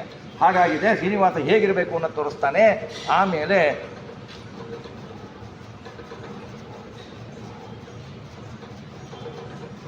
ಅವನು ಹೋಗಬೇಕಾದ್ರೆ ರಾಜಧಾನಿಯ ಸಮಸ್ತ ಎಲ್ಲರೂ ಹಳ್ಳಿಗರು, ವಿವಾಹ ಇತರ ದೇಶದವರು ಸಹ ಬಹಳ ಚಿಂತಾಕ್ರಾಂತರಾಗಿ ಶ್ರೀನಿವಾಸ ಪದ್ಮಾವತಿಯನ್ನು ನೋಡಿದು ಕೋಟೆ ಗೋಡೆ ಮಾಡಿ ಗೋಪುರಗಳ ಮೇಲೆ ನಿಲ್ತಾರೆ. ಆಮೇಲೆ ರಾಜವಂಶದ ಹುಟ್ಟಿದ ನಮ್ಮ ಪದ್ಮಾವತಿಯೇ ಧನ್ಯಳು ನೋಡಿ, ಎಂತಹ ಸಾಕ್ಷಾತ್ ಹರಿಯನ್ನೇ ವರಿಸಿದ್ದಾಳೆ. ಊರಿನ ಹೆಂಗಸರೆಲ್ಲ ಪರಸ್ಪರವಾಗಿ ಮಾತಾಡ್ತಾ ಇರ್ತಾರೆ. ಆವಾಗ ತಂಡುಲಾನ್ ಶಾಲಿ ಸಂಭೂತಾಂ ವೃಷಭಾಣಾಂ ರಥೋಪರಿ ಆರೋಪ್ಯ ಪ್ರೇಷಮಾಯಾ ಮಾಸ ತತಂ ಖಾರಿರ್ವಿನಯನ್ ನೃಪಃ ಮದ್ಗಾನ್ ಗೋಸ್ವಾಮಿ ಸಂರೂಢಾಂ ತ್ರಿಶಂತು ಖಾರಿ ಸದೌಹರೇ ಬುಡಭಾರಂ ಮಹಾಂತಂ ಚ ತಿಂತ್ರಿಣಿ ಭಾರಮೇವ ಚ. ಆಗ ರಾಜ ಅವನು ಹೋಗ್ತಾನಲ್ಲ, ಅವನು ಹೋಗ್ಬೇಕಾರೆ ಮತ್ತೆ ದಾನ ನೀಡ್ತಾನೆ. ಏನು ನೀಡ್ತಾನೆ ಅವನು? ಅನೇಕ ಪಾರ್ಥಿಸ್ಕೊಂಡ ಅಕ್ಕಿಯ 100 ಚೀಲಗಳನ್ನು ಕೊಡಿಸ್ತಾನೆ. ಅವನು 6 ತಿಂಗಳು ಏನು ಖರ್ಚು ಮಾಡಿರಬಾರ್ದು. ಅಕ್ಕಿಯ 100 ಚೀಲಗಳನ್ನು ಕಳಿಸ್ತಾನೆ ಎತ್ತಿನ ಗಾಡಿಯಲ್ಲಿ. ಹಾಗೆಯೇ ಮುದ್ಗ ಧಾನ್ಯದ 30 ಚೀಲಗಳನ್ನು ಕಳಿಸ್ತಾನೆ. ಅತಿ ದೊಡ್ಡವಾದ ಬೆಲ್ಲದ ಚೀಲ ಕಳಿಸ್ತಾನೆ. ಹುಣಸೆ ಹಣ್ಣಿನ ಮೂಟೆನೇ ಕಳಿಸ್ತಾನೆ. 1000 ಕೂಡ ಹಾಲು ಕಳಿಸ್ತಾನೆ. ಮೊಸರು ತುಂಬಿದ 100 ಭಾಂಡೆಗಳನ್ನು ಕಳಿಸ್ತಾನೆ. ಇಲ್ಲಿ ಒಂದು ಡೌಟ್ ಬರುತ್ತೆ, 1000 ಕೂಡ ಹಾಲು ಕಳಿಸ್ದ, ಅದು ಕೆಟ್ಟೋಗಲ್ವಾ? ಆವಾಗೆ ಫ್ರಿಜ್ ಇರಲಿಲ್ವಾ ಅವರಲ್ಲಿ? ಫ್ರಿಜ್ ಇತ್ತ ಹಾಗಾದರೆ ಇಟ್ಟು ಬಿಡ್ತಾರ ಅಂತಂದರೆ ಅದು ನಮ್ಮಂಥ ಹಾಲಲ್ರಿ, ಇಂಥ ಹಾಲಲ್ಲ. ಅವನು ಕೊಡ್ತಾನೆ ಹಾಲನ್ನ. ಅವನು ಕೊಟ್ಟಿದ್ದ ಹಾಲನ್ನು ಭಗವಂತ ಸ್ಪರ್ಶಿಸ್ತಾನೆ. ಭಗವಂತ ಸ್ಪರ್ಶಿಸ್ದ ಅಂದರೆ ಆ ಹಾಲು ಕೆಡೋದೇ ಇಲ್ಲ, ಅದು ಅಮೃತ. ಭಗವಂತನ ಸ್ಪರ್ಶನೆಗೆ ಪ್ರತಿಯೊಂದು ಅವನು ಕೊಟ್ಟ 1000 ಕೊಡದ ಹಾಲನ್ನು 1000 ಕೊಡವನ್ನು ಭಗವಂತ ಸ್ಪರ್ಶಿಸಿದ್ದರಿಂದ ಆ ಹಾಲು ಕೆಡುವ ಹಾಗಿಲ್ಲ. ನಮ್ಮ ಹಾಲು ನಾವು ಸ್ಪರ್ಶಿಸಿದರೆ ಕೆಟ್ಟೋಗತ್ತೆ. ಅದು ಭಗವಂತನ ಕೈಗುಣ, ಇದು ನಮ್ಮ ಕೈಗುಣ, ಅಷ್ಟೇ ವ್ಯತ್ಯಾಸ. ನಮ್ಮ ಕೈಗುಣ ಅಂತಾರೆ, ನೀವು ಮುಟ್ಟಬೇಡ ಅದು ಕೆಟ್ಟೋಗ್ಬಿಡುತ್ತೆ. ನಾವೇನಾರ ಕೇಳಿ ಬಡಿಸ್ಬೇಕಾದ್ರೆ ನೋಡಿ, ಕೈಯಿಂದ ಏನಾರ ಬಡಿಸ್ಲಿಕ್ಕೆ ಹೋದರೆ ಅಯ್ಯೋ ನೀವು ಕೋಸಂಬರಿನ ಕೆಡಿಸ್ಕೋಬಿಡಿ, ಸಾಯಂಕಾಲ ಹಾಳ್ಸ್ಕೊಬಿಡುತ್ತೆ. ನಮ್ಮ ಕೈಗುಣ ಇದು, ನಮ್ಮ ದರಿದ್ರ ಕೈಗುಣಗಳಿವು. ಭಗವಂತನ ಕೈಗುಣ, ಭಗವಂತ ಮುಟ್ಟದ ಅಂದರೆ ಅದು ಕೊನೆಗೆ ಇರೋ ತನಕ ಕೆಡಲ್ಲ ಅವು ಪದಾರ್ಥಗಳು. ಅಂಥ ಪರಮಾತ್ಮ ಮುಟ್ಟಿದ 1000 ಕೊಡದ ಹಾಲು ಕೆಡತ್ತೆ ಅಂತ ಏನಿಲ್ಲ, ಯಾವುದೂ ಕೆಡೋದಿಲ್ಲ. ಆಮೇಲೆ ತುಪ್ಪ ತುಂಬಿದ 500 ಪಾತ್ರೆಗಳು ಕೊಡ್ತಾನೆ. ಮೆಂತ್ಯ ಕೊಡ್ತಾನೆ, ಇಂಗು ಕೊಡ್ತಾನೆ, ಉಪ್ಪು ಕೊಡ್ತಾನೆ, ಎಣ್ಣೆಗಳು ಕೊಡ್ತಾನೆ, ಗೆಡ್ಡೆ ಗೆಣಸು, ಕುಂಬಳಕಾಯಿ, ಮೆಣಸು, ನಲ್ಲಿ ಚೆಟ್ಟು, ಜೇನುತುಪ್ಪ. ಆವಾಗ ವ್ರತ ಇತ್ತು. ಜೇನುತುಪ್ಪ ತುಂಬಿದ ಪಾತ್ರೆಗಳನ್ನು, ಬೆಳೆ ಏಳುಗಳು, ಸೌತೆಕಾಯಿ, ಮಾವು, ರಾಜಬಾಳೆಹಣ್ಣು, ಕಟ್ಟಿಗೆಗಳು, 10,000 ಕುದುರೆಗಳು, 1000 ಆನೆಗಳು. ಎಲ್ಲಿಂದ ಸಾಕ್ಬಿಟ್ರಿ? 10,000 ನಮಗೂ 1000 ಆನೆ ಕೊಟ್ಬಿಡ್ತೀನಿ ಅಂದರೆ 1 ಆನೆ ಕೊಟ್ಟರೆ ಸಾಕ್ಲಿಕ್ಕಾಗತ್ತಾ? ಅವನು 1000 ಆನೆಗಳು, 5,000 ಜೇನುಗಳು, 100 ಕುರಿಗಳು, 200 ದಾಸಿಯರು, 300 ದಾಸರು. ವಿವಿಧ ವಸ್ತ್ರಗಳನ್ನು ಕೊಟ್ಟು ಹಂಸತೂಲಿಕ ತಲ್ಪವನ್ನು ಕೊಡ್ತಾನೆ. ಇವೇ ನೂತನ ದಂಪತಿಗಳಿಗೆ ಹೊಸದಾಗಿ ಜೀವನ ಮಾಡಲು ಬೇಕಾದ ಎಲ್ಲವನ್ನೂ ಕೊಡ್ತಾನೆ. ಶ್ರೀನಿವಾಸ ಪರಾಯಣ ಆಕಾಶವಾದ ತನ್ನ ಪುತ್ರ ಹೊಸದಾನನೊಂದಿಗೆ ಶ್ರೀನಿವಾಸನ ಮೇಲಿನ ಪ್ರೀತಿಯಿಂದ ಅವನ ಒಳಗೆ ಬರ್ತಾನೆ. ತನ್ನನ್ನು ನೋಡಿದ ಮಾವನು ತನ್ನಲ್ಲಿ ಬಂದಂತೆ ಶ್ರೀನಿವಾಸನ ಎದ್ದು ನಿಂತು ಗೌರವ ತೋರಿ ಹೇಳ್ತಾನೆ, ದೂರದ್ವಾನಂ ಮಹಾರಾಜ ಕಿಮರ್ಥಂ ತ್ವಂ ಸಮಾಗತ ದಾತವ್ಯಂ ಕಿಂ ನೃಪಶ್ರೇಷ್ಠ ತವ ಪುತ್ರಸ್ಯ ಮೇನಗಃ ಕನ್ಯಾದತ್ತ ಸುಖಂ ಪ್ರಾಪ್ತಂ ಸುಕೃತಂ ಕಿಂ ಕೃತಂ ತ್ವಯಾ ಸಂತೋಷ ಪಶ್ಚಾತ್ತುಲಸ್ಪ್ರಾಪ್ತೋ ಮಮ ತಾವನ್ನ ಸಂಶಯ. ಬಹುದೂರ ಮಾರ್ಗವನ್ನು ಸಂಶಯ, ಇಲ್ಲಿ ಯಾಕಪ್ಪ ಬಂದ್ಯಾ, ಇಷ್ಟು ವಸ್ತುಗಳು ನಿನಗೆ ಯಾರು ಕೊಡು ಅಂತ ಹೇಳಿದ್ದು, ನಿನ್ನ ಮಗದಾದ ನನಗೆ ಇದೆಲ್ಲ ಕೊಡಬೇಕಾ, ಅಳಿಯ ಅಂದರೆ ಮಗ ಅಲ್ವಾ, ನೀನೇ ಕೊಡ್ಬೇಕು ನನಗೆ ಇದನ್ನು, ನೀನು ಮಾಡಿರೋ ಕನ್ಯಾದಾನದಿಂದಲೇ ನಾನು ತೃಪ್ತನಾಗಿಬಿಟ್ಟಿದ್ದೇನೆ, ನಿನ್ನ ಯೋಗ್ಯ ಕನ್ಯಾನ ಅಂದರೆ ಏನು ಗೊತ್ತಾ ತೋರಿಸ್ತಾ ಇರೋದು, ಕೊಡ್ತೀರಾ ಕೊಡಿ ಕೊಡಿ ಕೊಡಿ ಅಂತ ಇಸ್ಕೊಳ್ಳೋದಲ್ಲ, ಕೊಟ್ಟು ಬಿಟ್ರೆ ನೀನು ಕೊಡ್ತೀಯ ಇನ್ನೊಂದಿಷ್ಟು ಕೊಡಬೇಕಿತ್ತು ಇದೇ ಕಡಿಮೆ ಆಯ್ತಲ್ಲ ಅಂತ ಕೇಳೋದಲ್ಲ, ಕೊಟ್ಟರದವ್ರು ತೃಪ್ತಿಯಿಂದ ಕೊಟ್ಟಿರ್ತಾರೆ, ಆದ್ರೂ ನೀವು ಇದೆಲ್ಲ ನಾನು ಕೊಡಬೇಕಾ, ಯಾಕೆ ಕೊಡಬೇಕು ಅಂತ ಕೇಳಿಬಿಟ್ಟು ಹೇಳ್ತಾನೆ, ನೀನಂತಹ ಪುಣ್ಯಶಾಲಿ, ನಿನ್ನಂತಹ ಪುಣ್ಯಶಾಲಿ ನನಗೆ ಮಾವನಾಗಿರುವುದು ನನಗೆ ಅತೀವ ಸಂತೋಷ ಆಗುತ್ತೆ ಅಂತ ಹೇಳ್ತಾನೆ. ಅವಾಗ ರಾಜ ಹೇಳ್ತಾನೆ, ಸರ್ವಮಂಗಲಮಸ್ಮಾಕಂ ತತ್ಪ್ರಸಾದೇನ ಕೇಶವ ನಾನ್ಯಾದ್ಯಾಚೆ ಜಗನ್ನಾಥ ತವ ಪಾದ ಸರೋರುಹೇ ಭಕ್ತಿಂ ದೇಹಾಚಲಂ ಕೃಷ್ಣ ಸಕುಟುಂಬಸ್ಯ ಮೇನಗ. ನಿನ್ನ ಕೋರಿಕೆ ಏನು ಕೇಳು, ನಿನಗೆ ಏನು ಬೇಕು ಕೇಳು, ಅದನ್ನು ನಡೆಸ್ಕೊಡುವೆ ಅಂತ ಶ್ರೀನಿವಾಸ ಹೇಳ್ತಾನೆ.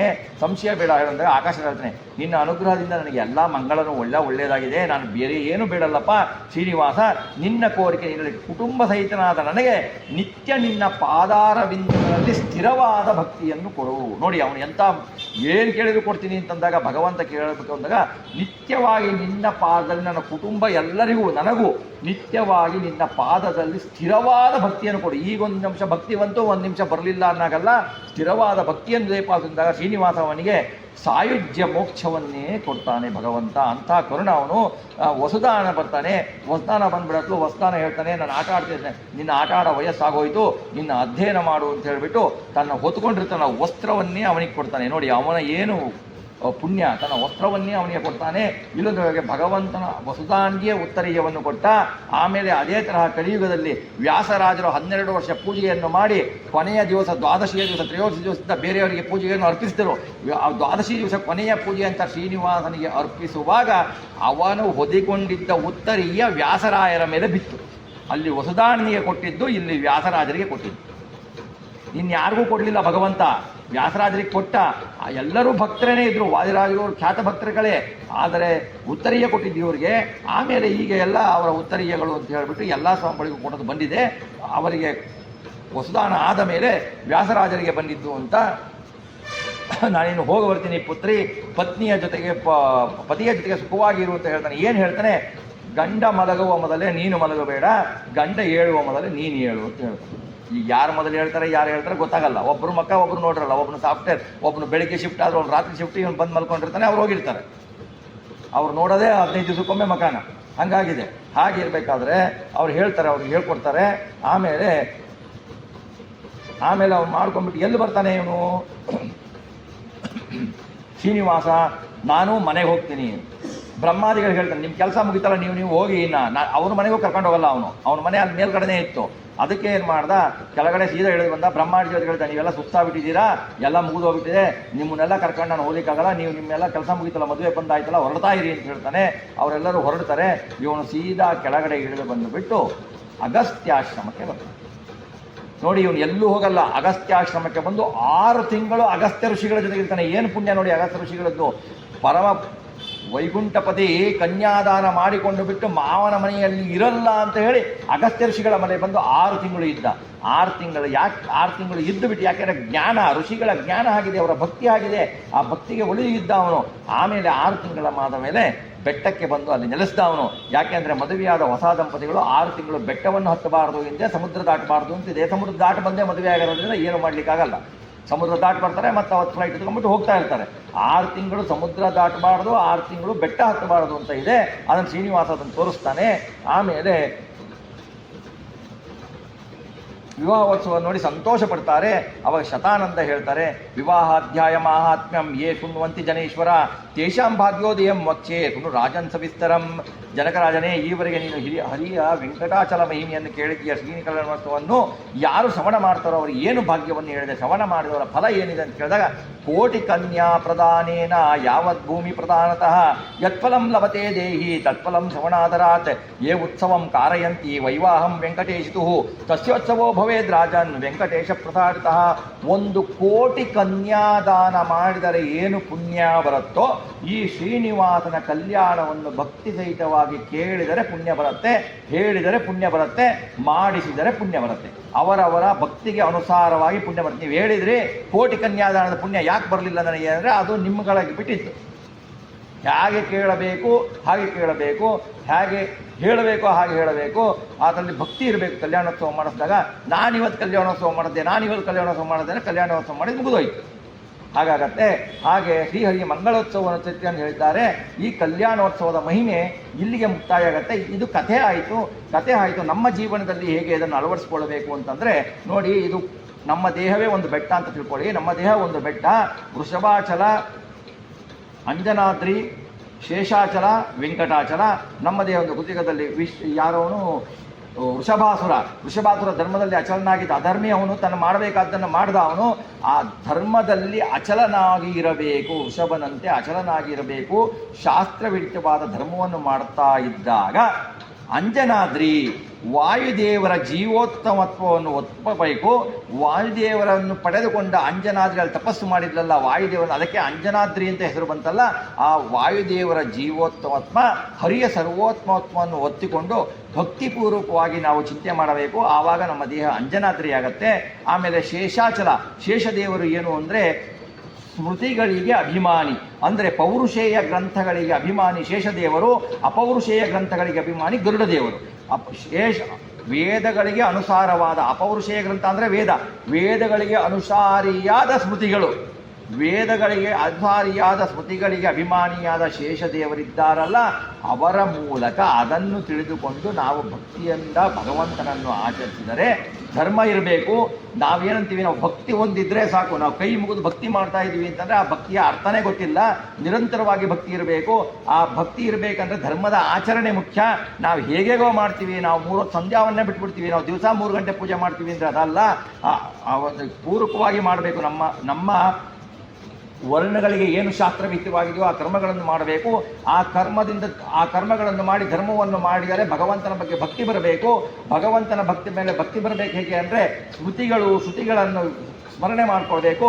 ಸ್ಮೃತಿಗಳ ಸ್ಮರಣೆ ಮಾಡಿಕೊಂಡರೆ ವೆಂಕಟಾಚಲ ಏನು ಮಾಡ್ತಾನೆ, ವೈಕುಂಠದಿಂದ ಬಂದು ಈ ಬೆಟ್ಟದಲ್ಲಿ ವಾಸ. ನಮ್ಮ ಹೃದಯ ಎಂಬ ಬೆಟ್ಟದಲ್ಲಿ ವೆಂಕಟಾದ್ರಿ ಅಂತ ತಿಳ್ಕೊಳ್ಳಿ. ವೆಂಕಟೇಶ ಏನು ಮಾಡ್ತಾನೆ, ಇವನು ಶಾಸ್ತ್ರೋಕ್ತವಾಗಿ ವಾಯುಜೀವತ್ವವನ್ನು ಒಪ್ಪಿಬಿಟ್ಟು ನನ್ನ ಕಾರ್ಯವನ್ನು ನಾನು ತಿಳಿದುಕೊಳ್ಳಲು ಪ್ರಯತ್ನಿಸ್ತಾ ಇದ್ದಾನೆ, ಇವನಲ್ಲಿ ನಾನು ಇರಬೇಕು ಅಂತ ಹರಿ ಬಂದು ನಮ್ಮನ್ನು ನಿಲ್ಲಿಸ್ತಾನೆ. ಹರಿ ನಮ್ಮಲ್ಲಿ ಯಾವಾಗಲೂ ಇರ್ತಾನೆ, ನಮಗೆ ತಿಳುವಳಿಕೆ ಇರಲ್ಲ. ನಾವು ಈಗ ಒಂದು ಬೆಂಕಿ ಕಡ್ಡಿಯನ್ನು ತೆಗೆದುಕೊಳ್ಳಿ. ಬೆಂಕಿ ಕಡ್ಡಿ ಅಂತ ತಗೊಂಡ್ರೆ ಆ ಕಡ್ಡಿಯಲ್ಲಿ ಬೆಂಕಿ ಇರುತ್ತೆ, ನಮಗೆ ಗೊತ್ತಾಗಲ್ಲ. ಅದನ್ನು ಗೀಚಿದಾಗ ಅಷ್ಟೇ ಬರೋದು, ಇಲ್ದಿದ್ದ ವಸ್ತು ಯಾವುದು ಬರಲ್ಲ. ಹಾಗಾಗಿ ಭಗವಂತ ಇಲ್ಲಿರ್ತಾನೆ, ನಮಗೆ ಗೊತ್ತಾಗೋದಿಲ್ಲ, ಅವನು ಅಭಿವ್ಯಕ್ತ ಆಗಿರಲ್ಲ, ಅಭಿವ್ಯಕ್ತ ಆಗ್ತಾನೆ ಆವಾಗ. ಹಾಗೆ ಮಾಡಿದಾಗ ನಮ್ಮದು ವೆಂಕಟಾದ್ರಿ ಅನ್ಸತ್ತೆ. ಇನ್ನು ಶ್ರೀನಿವಾಸನಿಗೆ ಕಲ್ಯಾಣ ಅಂತಂದಾಗ ನಮ್ಮಲ್ಲಿರುವ ವೆಂಕಟೇಶನಿಗೆ ಹೇಗೆ ಕಲ್ಯಾಣ ಮಾಡಬೇಕು, ನಮ್ಮಲ್ಲಿರುವ ಶ್ರೀನಿವಾಸನಿಗೆ ಹೇಗೆ ಕಲ್ಯಾಣ ಅಂದರೆ ಇದನ್ನೇ ಶಾಸ್ತ್ರಗಳ ಅಧ್ಯಯನದಿಂದ ವಿಹಿತ ಕರ್ಮಗಳಿಂದ ನಾವು ಭಗವಂತನಿಗೆ ಆಭರಣವನ್ನು ತೊಡಿಸಬೇಕು. ಲಕ್ಷ್ಮ್ಯಾತ್ಮಕ ಆಭರಣಗಳು. ಲಕ್ಷ್ಮಿ ಅಂದರೆ ಲಕ್ಷ್ಮಿ ಅಂದರೆ ವೇದ ಸುವರ್ಣ ಅಂದರೆ ವೇದ, ವರ್ಣ ಅಂದರೆ ವರ್ಣಗಳು ಅಂದರೆ ಅಕ್ಷರಗಳು, ಸುವರ್ಣ ಸುಲಲಿತವಾದ ವರ್ಣಗಳು ಯಾವುವು ಅಂದರೆ ವೇದಗಳು, ಅಪೌರುಷೇಯ ಗ್ರಂಥಗಳು, ಭಗವಂತನನ್ನು ಯಥಾರ್ಥವಾಗಿ ತಿಳಿಸಿಕೊಡುವ ಗ್ರಂಥಗಳು. ಆ ಗ್ರಂಥಗಳ ಮೂಲಕ, ಆ ಗ್ರಂಥದಲ್ಲಿ ಲಕ್ಷ್ಮೀ ದೇವಿಯ ಮುಖ್ಯ ಅಭಿಮಾನಿ, ಆ ಲಕ್ಷ್ಮೀ ದೇವಿ ಇರ್ತಾಳೆ. ಲಕ್ಷ್ಮೀ ದೇವಿಯ ಮೂಲಕ ಅದನ್ನು ತಿಳಿದುಕೊಂಡು ನಮಗೆ ನಮ್ಮ ಯೋಗ್ಯತೆಗೆ ಅನುಸಾರವಾಗಿ ನಮ್ಮ ಅಧಿಕಾರಿಗಳಲ್ಲ ಅಂತ ಹರಿನಾಮ ಸಂಕೀರ್ತನೆ, ನಾರಾಯಣನನ್ನು ಭಜಿಸಿರಿ, ಲಕ್ಷ್ಮೀನಾರಾಯಣನನ್ನು ಭಜಿಸಿರಿ, ಲಕ್ಷ್ಮೀ ಶೋಭಾನವನ್ನು ಹೇಳಿರಿ, ಹರಿನಾಮ ಸಂಕೀರ್ತನೆ ಮಾಡಿರಿ, ಭಕ್ತಿಯಿಂದ ಹೇಳಿಬಿಟ್ಟು ಭಗವಂತನಲ್ಲಿ ಹೃದಯದಲ್ಲಿದ್ದ ಭಗವಂತನಿಗೆ ನಾವು ಅರ್ಪಿಸಿದರೆ ಅವನ ಕಲ್ಯಾಣ ನಮ್ಮ ಹೃದಯದಲ್ಲಿ ದಿವಸ ನಡೆಯುತ್ತೆ. ಶ್ರೀನಿವಾಸ ಕಲ್ಯಾಣ ವೈಶಾಖ ಶುದ್ಧ ದಶಮಿ ದಿವಸ ಅಷ್ಟೇ ಅಲ್ಲ, ನಮ್ಮ ಹೃದಯದಲ್ಲಿ ಪ್ರತಿನಿತ್ಯ ಶ್ರೀನಿವಾಸನ ಕಲ್ಯಾಣ ಮಾಡಬೇಕು ಅನ್ನೋದೊಂದಿಗೆ ಈ ಶ್ರೀನಿವಾಸ ಕಲ್ಯಾಣದ ಮಹೋತ್ಸವದ ಚಿಂತನೆಯನ್ನು ಇಲ್ಲಿಗೆ ಮಂಗಲವನ್ನು ಮಾಡ್ತಿದ್ದೇವೆ. ಈ ಅದ್ಭುತವಾದ ಶ್ರೀನಿವಾಸನ ಕಲ್ಯಾಣದ ಚಿಂತನೆಯನ್ನು ಮಾಡಲಿಕ್ಕೆ ಅನುವು ಮಾಡಿಕೊಟ್ಟ ಈ ಶ್ರೀಮಠದ ಆಡಳಿತಾಧಿಕಾರಿಗಳಿಗೆ ನಾನು ಅಭಿನಂದನೆಯನ್ನು ಸಲ್ಲಿಸ್ತೇನೆ. ಈ ಶ್ರೀನಿವಾಸನ ಕಲ್ಯಾಣವನ್ನು ನೀವು ಆಸಕ್ತರಾಗಿ ಇಷ್ಟು ದಿವಸ ಬಂದು ಕೇಳಿದ್ದೀರಾ, ನಿಮ್ಮ ಭಕ್ತಿಯಿಂದ ಕೇಳಿದ್ದೀರಾ. ಅದೆಲ್ಲವೂ ಈ ಕೇಳಿದ ಪುಣ್ಯ ಫಲವು ನಿಮಗೆ ಕಲ್ಯಾಣವನ್ನು ಉಂಟು ಮಾಡಲಿ, ಹೇಳಿದ ನನಗೂ ಕಲ್ಯಾಣವನ್ನು ಉಂಟು ಮಾಡಲಿ. ಇದಕ್ಕೆ ಅನುವು ಮಾಡಿಕೊಟ್ಟ ಎಲ್ಲ ಮಠದ ಅಧಿಕಾರಿಗಳಿಗೂ, ಮಠದ ಆಡಳಿತ ವರ್ಗಕ್ಕೂ, ಈ ಸೇವಕ ವರ್ಗಕ್ಕೂ ಶ್ರೀನಿವಾಸನು ಕಲ್ಯಾಣವನ್ನು ಉಂಟು ಮಾಡಲಿ ಅಂತ ಹೇಳಿಬಿಟ್ಟು ಇದನ್ನು ಶ್ರೀಕೃಷ್ಣ ರಾಘವೇಂದ್ರ ಸ್ವಾಮಿ ಅಂತರ್ಗತ ಶ್ರೀ ವೆಂಕಟೇಶ ಸ್ವಾಮಿಗೆ ಅರ್ಪಿಸ್ತಿದ್ದೇನೆ. ಇಷ್ಟು ದಿವಸ ನಾನು ಏನು ಹೇಳಿದ್ದೇನೋ ಚಿಂತನೆ ಏನು ಹೇಳಿದೆ ನನ್ನದಲ್ಲ, ನನ್ನಲ್ಲಿ ನಿಂತು ತತ್ವಾಭಿಮಾನ ದೇವತೆಗಳ ಅಂತರ್ಯಾಮಿಯಾಗಿ ಭಗವಂತನೇ ನುಡಿಸಿದ್ದಾನೆ ಹೊರತು ನಾನು ನುಡಿಯಲು ಯೋಗ್ಯನೇ ಅಲ್ಲ. ಇದನ್ನು ಏನಾದರೂ ಸ್ವಲ್ಪ ಶಾಸ್ತ್ರಬದ್ಧವಾದ ಮಾತು ಬಂದಿದ್ದರೆ ಅದು ನಮ್ಮ ಗುರುಗಳ ಅಂತರ್ಯಾಮಿ, ತತ್ವದೇವತೆಗಳ ಅಂತರ್ಯಾಮಿ, ಭಾರತೀಯ ಮುಖ್ಯ ಪ್ರಾಣನ ಅಂತರ್ಯಾಮಿ ಶ್ರೀ ಲಕ್ಷ್ಮೀನಾರಾಯಣಿಗೆ ಸಲ್ಲಬೇಕು ಹೊರತು ನನ್ನದೇನಲ್ಲ. ಇದರಲ್ಲಿ ಏನಾದರೂ ಅಬದ್ಧ ಮಾತುಗಳು ಬಂದೇ ಬಂದಿರ್ತವೆ. ಈ ಅಬದ್ಧ ಮಾತುಗಳು, ಲೌಕಿಕ ಮಾತುಗಳು ಏನಾದರೂ ಬಂದಿದ್ದರೆ ಇದು ನನ್ನ ತಪ್ಪು. ಇದರಲ್ಲಿ ಏನಾದರೂ ಪುಣ್ಯಕರವಾದ ಭಗವಂತನ ಯಥಾರ್ಥವಾದ ಚಿಂತನೆ ಬಂದಿದ್ದರೆ ಅದು ಅವನಿಗೆ ಸೇರಿದ್ದು ಅಂತ ಹೇಳಿಬಿಟ್ಟು ಇದನ್ನು ಅವನಿಗೆ ಅರ್ಪಿಸುತ್ತಿದ್ದೇನೆ. ಕಾಯೇನ ವಾಚ ಮನಸೇಂದ್ರಿಯೈರ್ವಾ ಬುದ್ಧ್ಯಾತ್ಮನಾಮ ಅನುಸೃತ್ ಪ್ರಭಾವತ್ ಕರೋತಿ